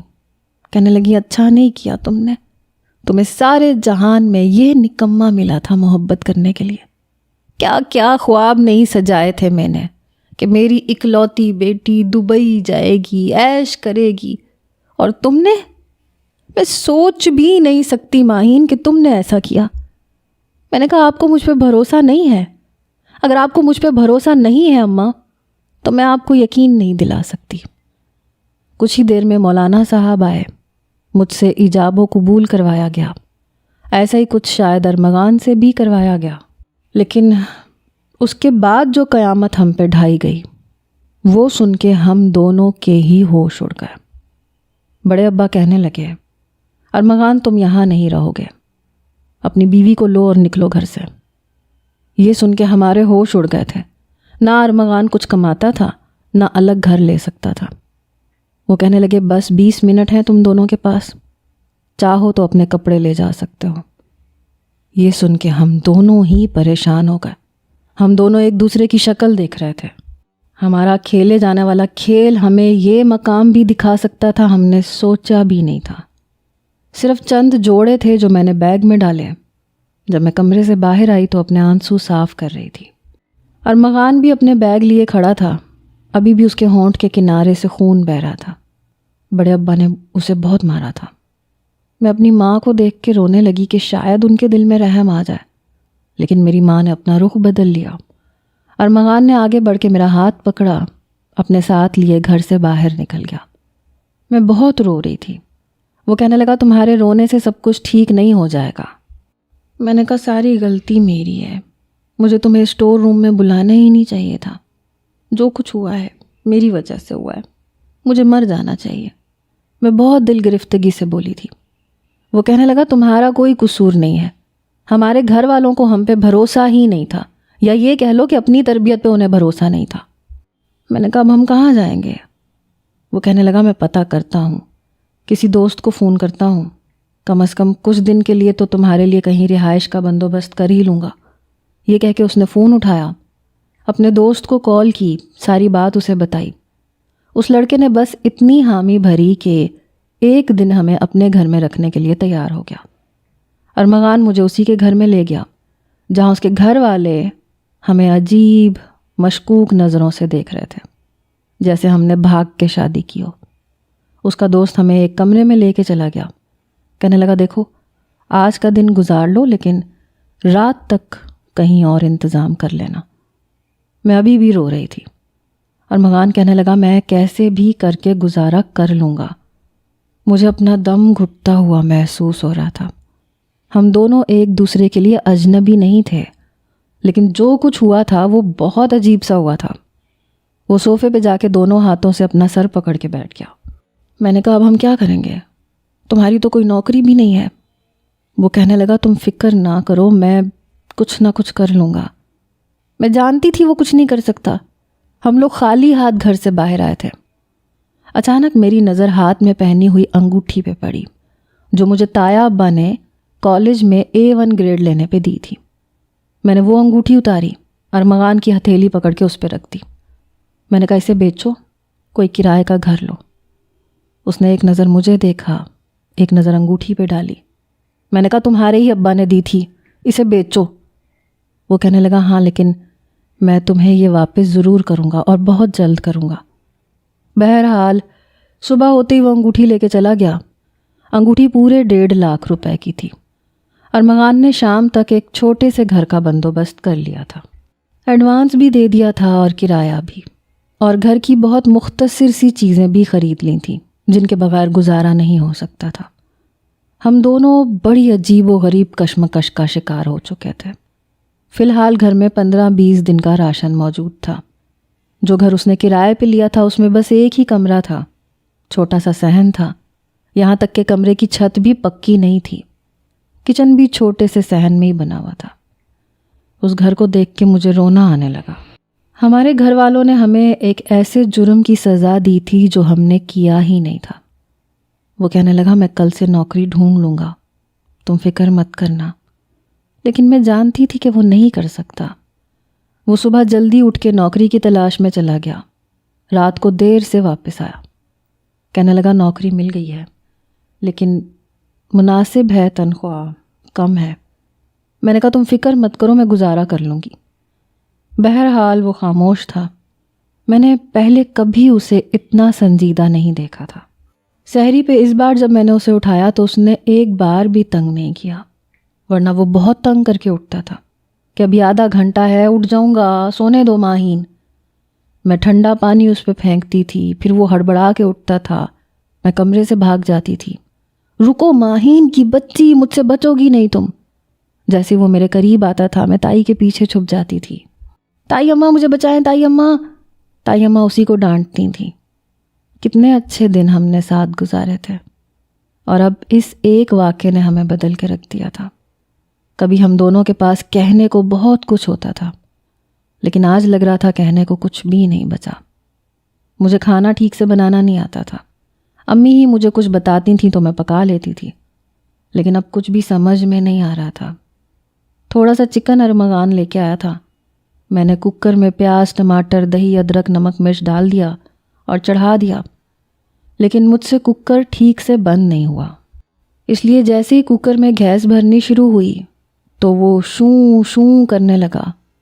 میں کچھ گھبرا گئی، اس لیے آگ بند کیے بنا ہی کوکر کو کھولنے لگی۔ جیسے ہی وہ پریشر سے کھلا تو میری دل خراش چیخ نکلی تھی۔ سارے پیاز اور گرم پانی مجھ پہ گر چکا تھا، میرے گلے پہ، سینے پہ چھالے پڑ گئے۔ میں رونے لگی، بلبلانے لگی۔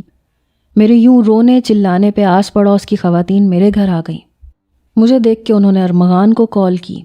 جب وہ آیا تو کافی بدحواس تھا، میرے چہرے پہ، گلے پہ جلے کے نشان دیکھ کے گھبرا گیا۔ وہ مجھے ڈاکٹر کے پاس لے کے گیا، میں اس کا ہاتھ تھامے روئے جا رہی تھی۔ ڈاکٹر نے مجھے لگانے کے لیے دوائی دی اور کچھ کھانے کے لیے بھی دی۔ اس نے ایک انجیکشن بھی لگایا جس سے تکلیف کچھ کم ہو گئی۔ گھر پہنچ کے ارمغان مجھے کمرے میں لے گیا، مجھے بٹھایا، پھر کہنے لگا تم بنا کوکر کے کھانا نہیں بنا سکتی تھی۔ میں رونے لگی کہ مجھے کیا پتا تھا یہ سب ہو جائے گا، مجھے بہت جلن ہو رہی ہے۔ وہ کہنے لگا ایک تو ابھی میری نوکری اچھی نہیں لگی اور بچت کرنے کے بجائے تم میرا نقصان کر رہی ہو۔ جانتی ہو ڈاکٹر کی فیس کتنی تھی؟ پورے 2000، اور یہ دوائیاں بھی 2000 کی آئی ہیں۔ اس سے تو بہتر تھا ماہین تم کھانا ہی نہ بناتی۔ ایک تو میرے زخم ہو گئے تھے، اوپر سے وہ مجھے ڈانٹ رہا تھا۔ میں نے کہا مجھے خواب نہیں آیا تھا یہ سب ہو جائے گا، اور مجھے بھوک لگ رہی ہے ارمغان۔ وہ کہنے لگا تو میں کیا کروں، میرے پاس فالتو پیسے نہیں ہیں، سمجھی؟ وہ بڑے غصے سے بولا تھا۔ میں چپ چاپ زمین پہ بچھے بستر پہ لیٹ گئی۔ وہ کمرے سے باہر چلا گیا۔ کچھ دیر بعد واپس آیا تو ایک گلاس میں دودھ تھا۔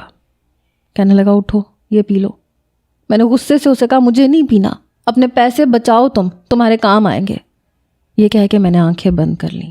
وہ کہنے لگا دیکھو مجھے زیادہ نخرے مت دکھاؤ، میں تمہارا عاشق نہیں ہوں جو تمہارے نخرے اٹھاتا پھروں۔ مجھے تم پہ پہلے سے ہی بہت غصہ آ رہا ہے، اٹھ کے دودھ پیو، اگر تم بیمار پڑ گئیں تو میں تمہیں نہیں سنبھالوں گا۔ یہ کہہ کے اس نے میرے بازو کو پکڑا، مجھے اٹھا کے بٹھا دیا، پھر کہنے لگا پیو اسے، اپنی دوائی بھی کھاؤ۔ میں نے آدھا گلاس دودھ پیا، بھوکا تو وہ بھی تھا، اس لیے آدھا گلاس اسے دے دیا۔ میں نے کہا یہ تم پی لو۔ کہنے لگا نہیں تم پیو، مجھے بھوک نہیں ہے۔ میں نے کہا آئی ایم سوری، آئندہ ایسی غلطی نہیں کروں گی، اب یہ پی لو، مجھے پتہ ہے تم بھی خالی پیٹ ہو، تمہیں نیند نہیں آتی۔ میری بات سن کے اس نے گلاس پکڑا اور باقی کا دودھ پی لیا۔ پھر کہنے لگا لاؤ ٹیوب دو جو زخموں پہ لگاتے ہیں۔ پہلے تو میں نے اسے وہ ٹیوب دے دی، لیکن پھر بعد میں سوچا کہ یہ تو بری سی بات ہو جائے گی۔ میں نے کہا ارمغان میں خود لگا لوں گی۔ وہ کہنے لگا میں لگا دیتا ہوں۔ میں نے کہا نہیں میں لگا لوں گی، لیکن وہ میرے چہرے پہ وہ ٹیوب لگانے لگا۔ اس کے لگتے ہی شدید جلن کا احساس ہوا۔ میں نے بے ساختہ اس کا دوسرا ہاتھ پکڑ لیا، درد سہنے کی خاطر بری طرح سے اسے دبا چکی تھی، مگر وہ میرے چہرے پہ وہ ٹیوب لگا چکا تھا۔ جیسے اس کا ہاتھ میری گردن سے کچھ نیچے پہنچا، میری جان نکلی تھی۔ میں نے اس کا ہاتھ پکڑ لیا، میں نے کہا میں خود لگا لوں گی، لیکن وہ میری بات سن ہی نہیں رہا تھا۔ آہستہ آہستہ اس کا ہاتھ میرے جیسے جیسے اس کا ہاتھ میری گردن پر گردش کر رہا تھا میرا دل زور زور سے دھڑک رہا تھا۔ ایک دم میں نے اس کا ہاتھ خود سے پیچھے کیا، ارمغان کو جیسے جھٹکا سا لگا۔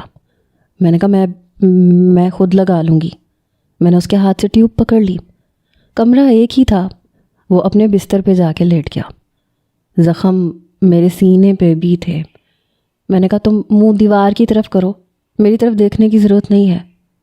میری بات پہ وہ اپنی مسکراہٹ دبا رہا تھا اور اسے یوں مسکراتا دیکھ کے مجھے بڑا غصہ آیا۔ میں نے کہا ارمغان تم میرے غصے سے اچھی طرح واقف ہو، میں تمہارا منہ توڑ دوں گی، اپنی کمینوں والی مسکراہٹ ختم کرو۔ میرے جارحانہ انداز پہ کہنے لگا مجھے کوئی شوق بھی نہیں ہے۔ یہ کہہ کے اس نے تکیہ اپنے سر پہ رکھا اور منہ دوسری جانب کر لیا۔ میں نے جلدی سے ٹیوب لگائی لیکن شدید جلن ہو رہی تھی۔ پھر میں لیٹ گئی۔ اس کا رخ دیوار کی جانب ہی تھا۔ وہ کہنے لگا مولانا صاحب آج عشاء اور تراویح کے بعد کچھ مسائل بتا رہے تھے، کہہ رہے تھے کہ یہ مسائل سب کو پتہ ہونے چاہیے۔ میں نے کہا وہ کیا؟ کہنے لگا وہ کہہ رہے تھے کہ روزے کی حالت میں حلال چیزیں بھی انسان پہ منع ہو جاتی ہیں، جیسے کھانا پینا، سرما لگانا۔ میں نے کہا تو کیا تمہیں یہ سب پہلے نہیں پتہ تھا؟ کہنے لگا نہیں یہ سب تو پتہ تھا لیکن اور بھی کہہ رہے تھے۔ میں نے کہا وہ کیا؟ کہنے لگا نہیں وہ نہیں بتاؤں گا، تم خون خوار بلی بن جاتی ہو۔ میں نے کہا ایسی بھی کیا بات ہے، بتاؤ مجھے کچھ تجسس سا ہونے لگا۔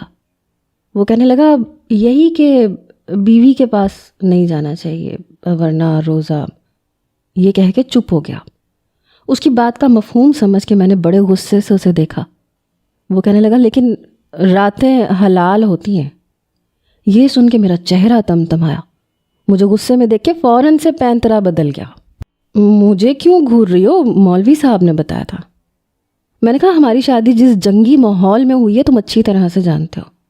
میں نے کبھی تمہیں اس نظر سے نہیں دیکھا اور نہ تم نے کبھی یہ چاہا ہے، اس لیے میرے ساتھ بڑے شرافت کے دائرے میں رہنا۔ میری بات سن کے وہ اٹھ کے بیٹھ گیا۔ پھر کہنے لگا اور یہ شرافت کے دائرے میں مجھے کب تک رہنا پڑے گا؟ اس کی یہ بات سن کے میں تب گئی۔ میں نے کہا اس بات کا کیا مطلب ہے؟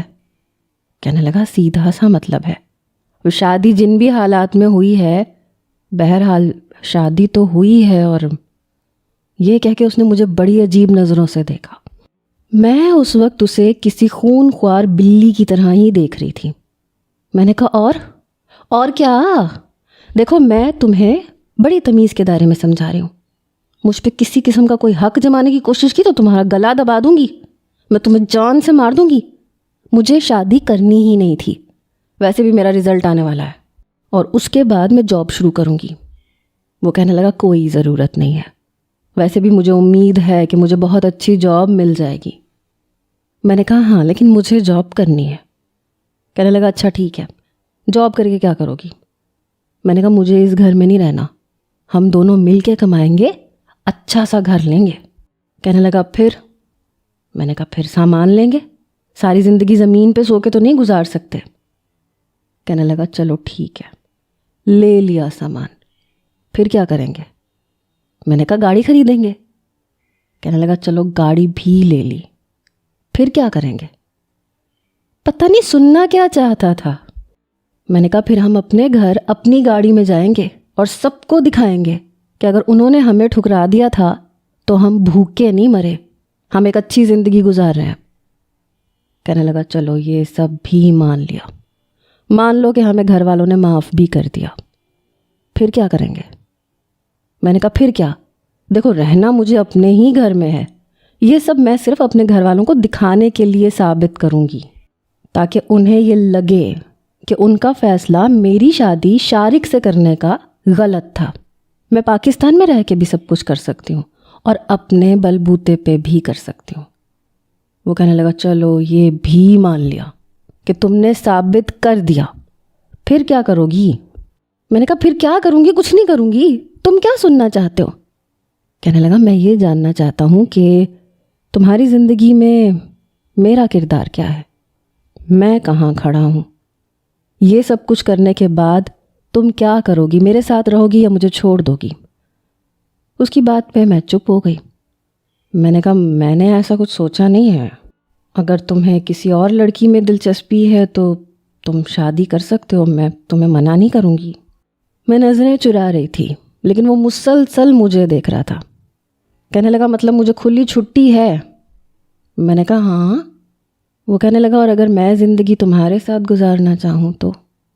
میں نے کہا سوچنا بھی نہیں، میرا ایسا کوئی ارادہ نہیں ہے۔ وہ کہنے لگا لیکن میں تو سوچنے لگا ہوں۔ دیکھو میری زندگی میں پہلے کوئی نہیں تھی، تم بھی نہیں تھی، کوئی اور لڑکی بھی نہیں تھی، لیکن اب جب سے تم آئی ہو تب سے، یہ کہہ کے وہ نظریں چرائے چپ سا ہو گیا۔ میں نے کہا تب سے کیا؟ دیکھو میرے ساتھ نا زیادہ رومانٹک ہونے کی کوشش مت کرنا۔ وہ کہنے لگا نہیں ابھی تو میں ہو بھی نہیں سکتا، اس وقت رومانٹک ہونا میں افورڈ نہیں کر سکتا۔ رمضان کا مہینہ ہے، تراویح کے بعد ذرا سا تو سوتے ہیں، پھر سحری کا وقت ہو جاتا ہے، اور سحری کے بعد تو ظاہر سی بات ہے کرفیو لگ جاتا ہے۔ لیکن میں سوچ رہا تھا کہ اگر عید پہ ہم دونوں، میں نے چلا کے کہا ارمغان۔ وہ کہنے لگا پوچھ رہا ہوں، بس صرف پوچھ رہا ہوں۔ وہ کچھ گھبرایا تھا۔ میں نے کہا آئندہ اگر تم نے ایسی خناس باتیں اپنے دماغ میں لانے کی کوشش کی نا تو یاد رکھنا مجھ سے برا کوئی نہیں ہوگا۔ میں اپنے کمرے میں تمہیں گھسنے بھی نہیں دوں گی، صحن میں سونا پڑے گا تمہیں۔ وہ کہنے لگا نہیں تو نہ صحیح، بھاڑ میں جاؤ میری طرف سے۔ جس آفس میں میں کام کرتا ہوں نا، 4 لڑکیاں دیکھتی ہیں مجھ سے بات کرنے کے بہانے ڈھونڈتی ہیں۔ تم نے مجھے ویسے ہی فارغ سمجھ رکھا ہے، جا کے لڑکیوں سے پوچھو کتنی ویلیو ہے میری۔ میں نے کہا جاؤ ان کے ساتھ جا کے وقت گزارو، مجھے کوئی پرواہ نہیں ہے۔ وہ کہنے لگا پرواہ ہوگی، جب کوئی دوسری لے کے آؤں گا نا تمہارے سامنے اس کے ساتھ رومانس کروں گا، پھر دیکھنا تمہیں آگ نہیں لگتی تو۔ میں نے کہا مجھے نہیں لگے گی، جاؤ لے آؤ، بلکہ اچھا ہے کوئی دوسری آئے گی تو کم از کم تمہارے لیے کھانا تو پکے گا، کیونکہ مجھے تو پکانا نہیں آتا۔ یہ کہہ کے میں نے تکیہ درست کیا اور لیٹ گئی۔ اس کی طرف سے میں نے رخ بدل لیا۔ میں نے کہا اٹھ کے اپنے لیے سحری کا انتظام کر لینا۔ وہ کہنے لگا پتہ ہے مجھے، کر لوں گا میں۔ اللہ تعالیٰ کسی کو بھی تم جیسی بیوی نہ دے جو اپنے شوہر کے کسی کام نہیں آ سکتی۔ میں نے کہا خبردار جو مجھے بیوی کہا یا پھر مجھ پہ شوہر والے حق جمانے کی کوشش کی، اور مجھ سے جو 10,000 لیا تھا نا مجھے شرافت سے آہستہ آہستہ کر کے واپس لوٹاؤ۔ وہ کہنے لگا کیوں واپس کروں؟ دیکھو شادی تمہاری شارک سے نہیں ہوئی اور ہماری یہی ڈیل ہوئی تھی، وہ پیسے میں اپنے پاس رکھوں گا۔ میں نے کہا میں نے یہ بھی نہیں کہا تھا کہ تم سب گھر والوں کی نظر میں میرے عاشق بن جاؤ اور مجھے مجبوراً تمہارے ساتھ نکاح کرنا پڑے، ایسی بھی کوئی ڈیل نہیں ہوئی تھی ہمارے درمیان۔ وہ کہنے لگا یہ سب اتفاق ہے، یا تم اسے قسمت کا لکھا بھی کہہ سکتی ہو، اللہ کی رضا بھی سمجھ سکتی ہو۔ میں نے رخ اس کی طرف موڑا۔ میں نے کہا تمہارا منہ توڑ دوں گی ارمغان، اپنی غلطی اور اپنی کوتاہی کو تم اللہ میاں پہ الزام مت دو، نہ قسمت کو۔ یہ تمہارا آئیڈیا تھا، اچھا ہوتا میں تمہاری بات مانتی نہیں۔ وہ کہنے لگا تو نہ مانتی، اس وقت تم شارک کی بیوی ہوتی، ویسے تم اس کے ساتھ ہی اچھی لگتی تھی، تمہیں ڈانٹ ڈپٹ کے رکھتا تھا، کہتا تھا سانس بھی میری مرضی سے لو۔ تم جیسی لڑکیوں کے لیے نا ایکچولی ایسے ہی مرد ہونے چاہیے، انہی سے تم لوگ سیدھی رہتی ہو۔ اس کی بات نے مجھے تمتما کے رکھ دیا۔ میں نے تکیہ اٹھایا، کھینچ کے اسے مارا۔ اس نے وہ تکیہ گلے سے لگا لیا اور آنکھیں بند کر لی۔ میں نے کہا میرا تکیہ واپس کرو۔ کہنے لگا جی نہیں، مجھے ویسے بھی ایسے سونے کی عادت ہے۔ تکیے کو ساتھ بھینچ کے مجھے بڑے مزے کی نیند آتی ہے۔ میں نے اپنا تکیہ اس سے واپس کھینچا اور دوسری جانب رخ کر کے سو گئی۔ سحری کا الارم جیسے ہی بجا بمشکل میری آنکھ کھلی۔ میں نے رخ بدلا، ارمغان کو بری طرح سے جھنجھوڑ کے اٹھایا۔ وہ مجھے ماتھے پہ بل ڈالے دیکھ رہا تھا۔ کہنے لگا کیا تکلیف ہے؟ میں نے کہا بازار سے سحری لے کے آؤ اور میرے لیے 2 پراٹھے اور آملیٹ بھی لے آنا۔ یہ کہہ کے میں رخ بدل کے سو گئی۔ وہ مجھے برا بھلا کہتے ہوئے اٹھا۔ جب تک وہ واپس آیا میں ہاتھ منہ دھو چکی تھی۔ سحری بڑی مشکل سے کی، وضو کیا، کیونکہ پانی زخموں پہ پڑتے ہی جلن کا احساس بڑھنے لگ جاتا تھا۔ 3-4 دن میں کافی حد تک میرے زخم بہتر ہو چکے تھے۔ ایک دن ارمغان اپنے آفس سے واپس آیا تو مٹھائی کا ڈبہ لے کے آیا۔ کہنے لگا افطاری میں رکھ دینا۔ میں نے کہا بہت نوٹ نہیں آ گئے تمہارے پاس؟ کہنے لگا بہت بڑی خوشخبری ہے تمہارے لیے۔ میں نے کہا میرے رزلٹ کی ڈیٹ تو ابھی نہیں آئی۔ وہ کہنے لگا بس اپنے بارے میں ہی سوچتی رہنا۔ بہرحال اس نے دوسرا شاپر بھی میرے ہاتھ میں پکڑایا، کہنے لگا اس میں افطاری کا کچھ سامان ہے۔ افطاری کرنے کے بعد اس نے اپنے ہاتھ سے میرے منہ میں گلاب جامن ڈالا، پھر کہنے لگا مجھے ایک بہت اچھی جاب مل گئی ہے، پتہ ہے کتنی سیلری ہے؟ میں نے کہا کتنی؟ کہنے لگا پورے 50,000۔ میں نے کہا سچی؟ وہ کہنے لگا ویسے سب ٹھیک کہتے ہیں کہ مرد کو عورت کے نصیب کا پیسہ ملتا ہے، ابھی کل تک تم میری زندگی میں نہیں تھی تو میں کتنا کنگلا تھا، لیکن جیسے ہی تم میری بیوی بنی میرے بھاگ جاگ اٹھے، تم میرے لیے بڑی لکی ہو، اس لیے میں سوچ رہا ہوں کہ میں تمہیں کبھی نہیں چھوڑوں گا۔ میں نے دوسرا گلاب جامن پکڑ کے اپنے منہ میں ڈالا۔ میں نے کہا تمہاری ایسی چکنی چپڑی باتیں نا مجھ پہ اثر نہیں کریں گی۔ اس نے کہا تو نہ کریں، لیکن عید پہ میں تمہیں بخشوں گا نہیں۔ اس کے بعد گلاب جامن میرے گلے سے اٹکتے ہوئے نیچے گیا تھا۔ وہ فوراً سے اٹھ کے کھڑا ہو گیا، شاید اسے یہ ڈر تھا کہ میں کوئی چیز اٹھا کے اس پہ نہ مار دوں۔ وہ سامنے سے پلیٹیں اٹھا کے کچن میں لے گیا۔ ایک رات میں سو رہی تھی جب مجھے محسوس ہوا جیسے میرے اوپر کسی کی بھاری ٹانگ رکھی گئی ہے، اور پھر یوں لگا جیسے کسی نے مجھے اپنے ساتھ بھینچا ہے۔ میں چونک کے اٹھی، دیکھا تو ارمغان مجھے شاید اپنا تکیہ سمجھ رہا تھا۔ میں نے چلا کے کہا ارمغان کے بچے پیچھے ہٹو۔ وہ ہڑبڑا کے اٹھ کے پیچھے ہٹا، پھر مجھے غور سے دیکھنے لگا، لیکن میں تب تک اٹھ کے اس کے بال پکڑ چکی تھی۔ میں نے کہا تمہاری ہمت کیسے ہوئی مجھ پہ اپنی بھاری بھرکم ٹانگ رکھنے کی؟ آہستہ آہستہ تم اپنی حد کراس کر رہے ہو۔ وہ کہنے لگا نیند میں بندے کو کیسے پتہ چلتا ہے؟ ماہین میرے بال چھوڑو، میں اب تمہارا کزن نہیں ہوں جو تم میرے ساتھ جو چاہو گی کرو گی۔ میں نے کہا میں تمہارے بدلے ہوئے تیور اچھے طریقے سے دیکھ رہی ہوں، دیکھو میرے ساتھ فری ہونے کی کوشش مت کرنا۔ وہ کہنے لگا ابھی تک میں تمہارے ساتھ شرافت سے پیش آ رہا ہوں، ورنہ خود کو دیکھو اور مجھے دیکھو۔ ماہین میرے اندر کے مرد کو نہ جگاؤ تو بہتر ہے، ورنہ بہت پچھتاؤ گی۔ اس بار اس کا لہجہ سخت تھا۔ میں سچ مچ کچھ گھبرا گئی تھی۔ میں نے کہا مجھے اس کمرے میں سونا ہی نہیں ہے۔ میں نے اپنا بستر اٹھایا اور صحن میں جا کے بچھا کے لیٹ گئی، لیکن تبھی مجھے زمین پہ ایک بڑے سائز کا کالے رنگ کا لال بیگ نظر آیا جو اڑ رہا تھا۔ میں فٹافٹ سے اٹھی، کمرے میں آ کے دروازہ بند کر دیا۔ دیکھا تو ارمغان منہ کھولے بے خبر سو رہا تھا۔ کمینہ انسان، خود مزے سے سو رہا ہے، یہاں میری زندگی اجیرن بنا دی ہے۔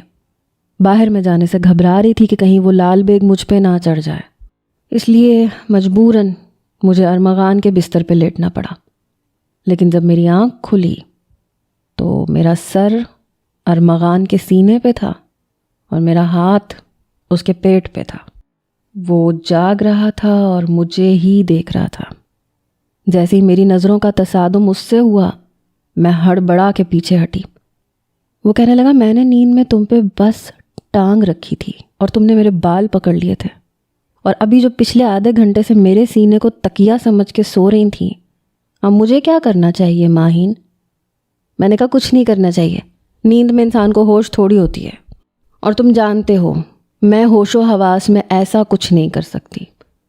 وہ کہنے لگا اگر آئندہ نیند میں ایسا ویسا کچھ کر جاؤں تو تم بھی مجھے روکو گی نہیں، مجھ پہ غصہ نہیں کرو گی۔ میں نے کوئی جواب نہیں دیا۔ عید سے 2 دن پہلے ارمغان کو تنخواہ ملی۔ وہ مجھے بازار لے کے گیا، عید کا جوڑا بھی دلوایا، چوڑیاں بھی خرید کے دیں۔ میں بہت خوش تھی لیکن اداس بھی تھی، کیونکہ عید آ رہی تھی اور آج تک ہم نے عید اپنے گھر پہ ہی منائی تھی، اور اس بار ہم اکیلے تھے۔ رات کو لیٹے لیٹے بھی میں یہی سوچ رہی تھی، اور شاید وہ بھی یہی سوچ رہا تھا۔ ہمارے گھر والوں کو ایک بار بھی ہماری یاد نہیں آئی۔ میں نے کہا ارمغان؟ وہ کہنے لگا ہاں بولو۔ میں نے کہا گھر یاد آ رہا ہے۔ وہ کہنے لگا مجھے بھی، ابو عید سے 2 دن پہلے سب کو بازار لے کے جاتے تھے، خوب شاپنگ کرواتے تھے۔ میں نے کہا ہاں، اور تائی اماں اور چچی شامی کباب اور مچھلی وغیرہ مسالہ لگا کے فریز کر دیتی تھیں، اور اماں کے ہاتھ کی کھیر سب کو بہت پسند تھی۔ کتنا مزہ آتا تھا ارمغان، ہم صبح صبح اٹھ کے نئے کپڑے پہنتے تھے، اور پھر جیسے ہی سب عید کی نماز پڑھ کے آتے تھے ہم لوگ سب سے عیدی لیتے تھے، سب گھر والے ایک ساتھ ناشتہ کرتے تھے، کھیر کھاتے تھے۔ ارمغان کہنے لگا ہاں، اور یاد ہے تم مجھ سے لڑ کے عیدی لیتی تھیں اور میں تمہیں کتنا تنگ کرتا تھا؟ تم ایک 500 لینے کے لیے میرے پیچھے پیچھے بھاگتی تھیں، اور جب 500 لے کے دیکھتی تھیں تو اس کے اوپر عید مبارک لکھا ہوتا تھا۔ یہ سن کے مجھے نئے سرے سے ارمغان پہ غصہ آیا۔ میں نے کہا تم ہو ہی صدا کے کنجوس۔ وہ کہنے لگا تم شاید بھول رہی ہو، عید والے دن تمہیں آئس کریم کھلا کے لاتا تھا۔ صدا کے کنجوس، اس نے میری نقل اتاری۔ میں نے کہا تو پہلے تم میرے عید کے پیسوں سے پیزا بھی ٹھونستے تھے اور زنگر برگر بھی، پھر جا کے 100 روپے کی آئس کریم کھلاتے تھے۔ وہ کہنے لگا ویسے ہمارے پاس ایک دوسرے کے لیے سنانے کو کتنے قصے ہیں نا ماہین۔ میں نے کہا ہاں یہ تو ہے۔ کہنے لگا دیکھا جائے تو بچپن سے ابھی تک ہم ایک دوسرے کے ساتھ ہی رہے ہیں، لیکن کمبخت جب سے نکاح کے 2 بول بولے ہیں میری سوچ تمہارے لیے بدلنے لگی ہے۔ عجیب سی فیلنگز تنگ کرنے لگتی ہیں۔ حالانکہ پہلے بھی کئی بار ہم نے ایک دوسرے سے ہاتھ ملایا ہے، ایک دوسرے کے ساتھ کھڑے ہو کے تصاویر کھنچوائی ہیں، لیکن اب جب تم میرا ہاتھ پکڑتی ہو تو کچھ الگ سا ہونے لگ جاتا ہے، کچھ اور دل چاہتا ہے۔ آہستہ آہستہ اس کا لہجہ مخمور ہونے لگا، پھر نظریں جھکا گیا۔ تمہیں کچھ بھی نہیں ہوتا ماہین؟ وہ بڑی سنجیدگی سے پوچھ رہا تھا۔ میں نے کہا نہیں مجھے کچھ نہیں ہوتا۔ میں پتہ نہیں کیوں نروس ہوئی تھی۔ وہ کہنے لگا کبھی تو کچھ ہوا ہوگا۔ میں نے کہا نہیں۔ وہ کہنے لگا شاید اس لیے کہ تم میرے بارے میں سوچتی ہی نہیں ہو، لیکن میں سوچنے لگا ہوں۔ اس کی نظروں کی وارفتگی پر میں بری طرح سے گڑبڑائی تھی۔ میں نے کہا مجھے نیند آ رہی ہے۔ یہ کہہ کے میں لیٹ گئی، آنکھیں بھی بند کر لیں۔ اس نے ایک گہری سانس لی، پھر کہنے لگا کاش آج پھر تم نیند میں غلطی سے میرے سینے پہ سر رکھ کے سو جاؤ اور میں تمہیں سوتے ہوئے دیکھتا رہوں۔ پہلی بار دل میں ایک ٹھنڈک کا احساس ہوا تھا۔ لگ رہا تھا کہ کچھ نہیں لگ رہا تھا۔ ارمغان دیکھو مجھے ایسی باتیں اچھی نہیں لگتی۔ میرے ٹوکنے پہ اس کے ماتھے پہ بل پڑے۔ وہ کہنے لگا ایسی عورتیں جو شوہر کو پاس نہیں آنے دیتی سیدھا جہنم میں جاتی ہیں، آگے تمہاری مرضی ہے۔ یہ کہہ کے کروٹ بدل کے سو گیا۔ لیکن پہلی بار ایسا ہوا کہ مجھے نیند نہیں آ رہی تھی۔ میں نے خود کو جھٹکا اور سونے کی کوشش کرنے لگی۔ اگلے روز عصر کے بعد گھر کا دروازہ کھٹکا۔ میں نے دروازہ کھولا تو میں حیران رہ گئی۔ سامنے بڑے ابا اور میرے والد کھڑے تھے۔ میں پیچھے ہٹ گئی، وہ دونوں اندر آ گئے۔ دونوں گھر دیکھنے لگے، کہنے لگے کہاں ہے وہ خبیث، بلاؤ اسے۔ میں نے کہا وہ جاب پہ گیا ہے، وہ مغرب سے پہلے پہنچے گا۔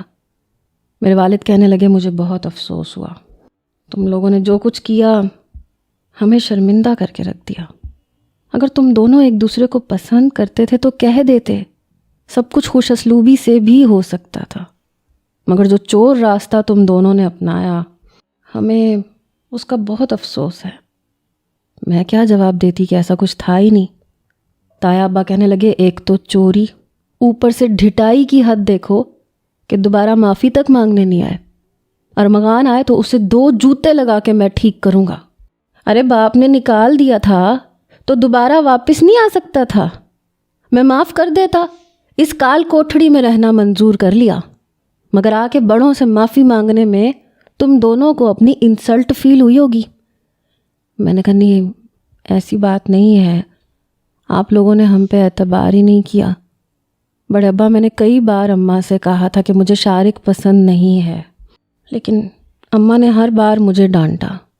یہ کہتے ہوئے میں رونے لگ گئی۔ بڑے ابا میرے پاس آئے، میرا سر اپنے کندھے پہ رکھا، کہنے لگے بیٹا تم مجھ سے کہہ سکتی تھیں، اپنے ابا سے کہہ دیتی۔ بہرحال جو ہونا تھا ہو گیا، سلمہ ویسے بھی واپس جا چکی ہے، ہم تم دونوں کو لینے آئے ہیں۔ ابھی وہ بات کر ہی رہے تھے جب افطاری کا سامان لے کے ارمغان اندر آیا۔ وہ کہنے لگا ماہین دروازہ کیوں؟ اس کا جملہ ادھورا ہی رہ گیا۔ سامنے بڑے ابا کو اور میرے والد کو دیکھ کے وہ چپ سا ہوا۔ تایا ابا اس کے سامنے جا کے کھڑے ہو گئے، وہ اسے غصے سے دیکھنے لگے۔ وہ نظریں جھکائے کھڑا تھا۔ کمبخت، ناہجار، ایک تو غلطی کی، اوپر سے دوبارہ معذرت کرنے کے بجائے ہماری بچی کو اس کال کوٹھڑی میں رکھ کے خود کو مرد ثابت کر رہے ہو؟ وہ کچھ نہیں بولا۔ پھر تایا ابا کہنے لگے تم دونوں کے پاس 10 منٹ ہے، اپنا سامان بیگ میں ڈالو اور ہمارے ساتھ گھر چلو۔ ارمغان کہنے لگا نہیں ابا، ہم نہیں جائیں گے، آپ نے ہم پہ اعتبار ہی نہیں کیا، نہ آپ کو اپنی تربیت پہ بھروسہ تھا۔ ہم دونوں کو ایک ساتھ اسٹور میں دیکھ کے کیا نہیں کہا آپ نے، پھپھو نے ماہین کے کردار پہ کیسی کیسی باتیں نہیں کی، اور اس وقت آپ نے پھپھو کو کچھ بھی نہیں کہا، یہ نہیں کہا کہ ہمارے بچے ہیں یہ ایسا کچھ نہیں کر سکتے۔ اسٹور میں ہم دونوں کا ہونا محض اتفاق تھا، اور ایسا بھی کیا کرتے دیکھا تھا پھپھو نے؟ کچھ بھی تو نہیں، اور دروازہ بھی انہوں نے ہی بند کیا تھا۔ اوپر سے آپ نے بجائے ہماری بات سننے کے پھپھو کی بات کو ترجیح دی۔ یہ کال کوٹھڑی ہے لیکن ہم خوش ہیں یہاں، ارمغان نے کافی سنجیدگی سے کہا تھا۔ بڑے ابا کہنے لگے میں تمہارا کان پکڑ کے بھی تمہیں لے جا سکتا ہوں، چلو سامان پیک کرو۔ میں نے اپنے اور ارمغان کے کپڑے پیک کیے۔ تایا ابا کی گاڑی میں ہی ہم لوگ واپس گھر پہنچے۔ میری والدہ مجھے گلے سے لگا کے رونے لگی۔ تائی اماں کا بھی یہی حال تھا، ارمغان کو گلے لگائے روئے جا رہی تھیں۔ افطاری ہم نے اپنے گھر والوں کے ساتھ ہی کی تھی۔ پھر تایا ابا نے کہا کہ عید کے تیسرے دن ہم رخصتی کی تقریب کریں گے تاکہ سب کو پتہ چل جائے کہ ہم نے اپنے بچوں کی شادی کر دی ہے، اور اس سے پہلے ماہین اپنے کمرے میں ہی رہے گی۔ یہ سن کے میں نے سکون کا سانس لیا تھا۔ البتہ ارمغان مجھے گھور کے دیکھ رہا تھا۔ میں نے مسکرا کے اسے ٹھینگا دکھایا۔ میری والدہ نے مجھ سے کوئی کام نہیں کروایا، بس بار بار یہی کہتی رہیں کہ تم دونوں کے جانے کے بعد ہمیں احساس ہوا کہ غلطی شاید ہماری تھی، ہمیں بچوں پہ اپنی مرضی مسلط نہیں کرنی چاہیے تھی۔ چلو جو ہوا اچھا ہوا، کم از کم ارمغان نے نوکری تو شروع کی۔ میری والدہ مجھے کپڑے دکھانے لگیں کہ یہ تمہاری تائی اماں نے تمہاری رخصتی کے لیے خریدے ہیں۔ بس ایک دن بچا تھا عید آنے میں، خوشیاں دوبالا سی ہو گئی تھیں۔ افطاری کے وقت جب میں دسترخوان پہ بیٹھی تو میرے سامنے ہی ارمغان بیٹھا تھا، مجھے ہی دیکھ رہا تھا۔ پہلی بار اس کی نظروں نے مجھے بے چین کرنا شروع کیا۔ میں افطاری کے بعد مغرب کی نماز پڑھ کے فارغ ہوئی تو اس کی کال آنے لگی۔ میں نے کہا کیا ہے؟ کہنے لگا کل عید ہے۔ میں نے کہا مجھے بھی پتہ ہے۔ وہ کہنے لگا ماہین مجھے عید ملنی ہے اور میں کوئی بہانہ نہیں سنوں گا۔ میں نے کہا تمہارا دماغ تو خراب نہیں ہو گیا؟ وہ کہنے لگا ہو گیا ہے، میرا دماغ مکمل طور پہ خراب ہو گیا ہے، کیا ضرورت تھی عید کا تیسرا دن رکھنے کی، پہلا دن رکھ دیتے۔ مجھے نیند نہیں آتی، تمہاری منحوس شکل دیکھنے کی عادت ہو گئی ہے۔ مجھے نہیں پتا ماہین، میں بس تمہارے کمرے میں سونا چاہتا ہوں۔ اس کی باتوں نے میرے ہوش اڑائے تھے۔ میں نے جلدی سے فون بند کیا۔ رات کو تراویح پڑھنے کے بعد میں نے اپنا دروازہ بند کیا، کھڑکی بھی لاک کی۔ پتہ نہیں خود کو کیا سمجھتا ہے۔ اگلے روز عید تھی اور میں جانتی تھی کہ وہ کمرے میں آنے کی ضرور کوشش کرے گا، اس لیے سارے دروازے کھڑکیاں بند کر کے میں مطمئن ہو کے لیٹ گئی۔ عید کا جوڑا بھی تائی اماں نے ہی بھیجا تھا۔ ابھی مجھے سوئے ہوئے 1 گھنٹہ گزرا تھا جب میرے کمرے کی کھڑکی پہ دستک ہوئی۔ میں اٹھ کے کھڑکی کے پاس آ گئی۔ کہنے لگا ماہین کی بچی کھڑکی کھولو۔ میں نے کہا جی نہیں، یہ کھڑکی نہیں کھلے گی۔ شوال کا چاند کیا نظر آ گیا؟ تمہارا شیطان بھی باہر آ گیا؟ یہ کیا تم چوروں کی طرح سے میرے کمرے میں آنے کی کوشش کر رہے ہو؟ مچاؤں شور کہ چور میری کھڑکی کھٹکا رہا ہے؟ دیکھو شرافت سے کھڑکی کھول دو، میں بس 5 منٹ میں چلا جاؤں گا، ورنہ یاد رکھنا 2 دن بعد تم نے میرے پاس ہی آنا ہے۔ میں پھر شرافت نہیں دکھاؤں گا۔ میں نے کہا میں ڈرتی نہیں ہوں تمہاری دھمکیوں سے، جو کرنا ہے کر لینا۔ وہ کہنے لگا اچھا تو یہ بات ہے؟ میں نے کہا ہاں یہی بات ہے۔ اوکے کزن، ارمغان کا وعدہ ہے کل تم سے عید ضرور ملوں گا، بائے۔ یہ کہہ کے وہ جا چکا تھا۔ پتہ نہیں کیوں لیکن کچھ عجیب سی بے چینی مجھ پہ لاحق ہونے لگی۔ بہرحال میں سو گئی۔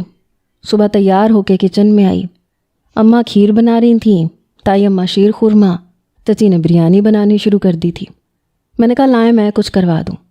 جواب تائی اماں نے دیا کوئی ضرورت نہیں کسی کام کو ہاتھ لگانے کی، 1 مہینہ تو میں تمہیں کوئی کام نہیں کرنے دوں گی۔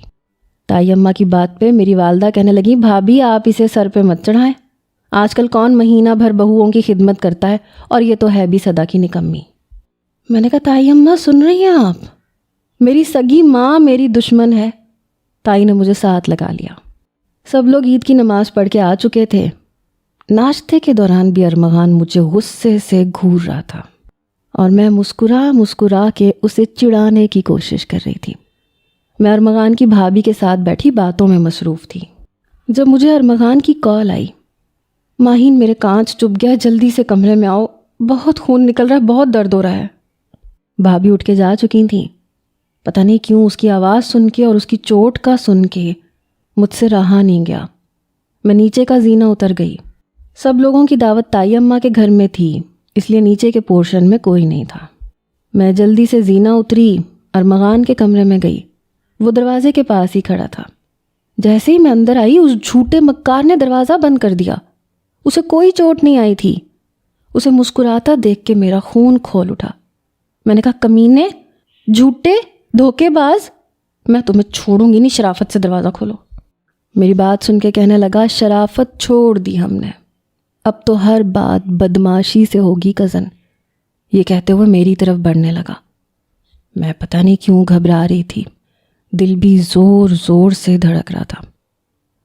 تو تم مجھ سے محبت نہیں کرتی؟ تبھی میری تکلیف کا سن کے بھاگی دوڑی میرے پاس آئی ہو۔ اس کی بات نے مجھے مزید نروس کیا۔ ارمغان دیکھو، دیکھ ہی تو رہا ہوں، لیکن دیکھنے سے تسلی نہیں ہو رہی۔ اب دیکھنے سے تسلی نہیں ہوتی کزن، اب دل کچھ اور چاہتا ہے۔ شادی کے بعد عورت کی ساری تیاری اس کے شوہر کے لیے ہوتی ہے، اور یہ کیا بات ہوئی کہ شوہر ہی ترستا رہے؟ نو، نیور۔ وہ میری طرف قدم بڑھا رہا تھا، میں پیچھے قدم لے رہی تھی۔ دیکھو میں پتہ نہیں کیوں لیکن میں اسے دھمکا بھی نہیں پا رہی تھی۔ اف ماہین، غضب ڈھا رہی ہو اس پنک فراک میں، نظریں ہٹانے کو جی نہیں چاہ رہا۔ اس کی باتیں سن کے میرے چہرے پہ کچھ بدحواسی چھانے لگی۔ میں پیچھے دیوار کے ساتھ جا لگی۔ وہ میرے قریب آ چکا تھا۔ میں نے آنکھیں بند کی اور اس کے سینے پہ ہاتھ رکھ کے فاصلہ برقرار کیا۔ ارمغان، میں شور مچا دوں گی۔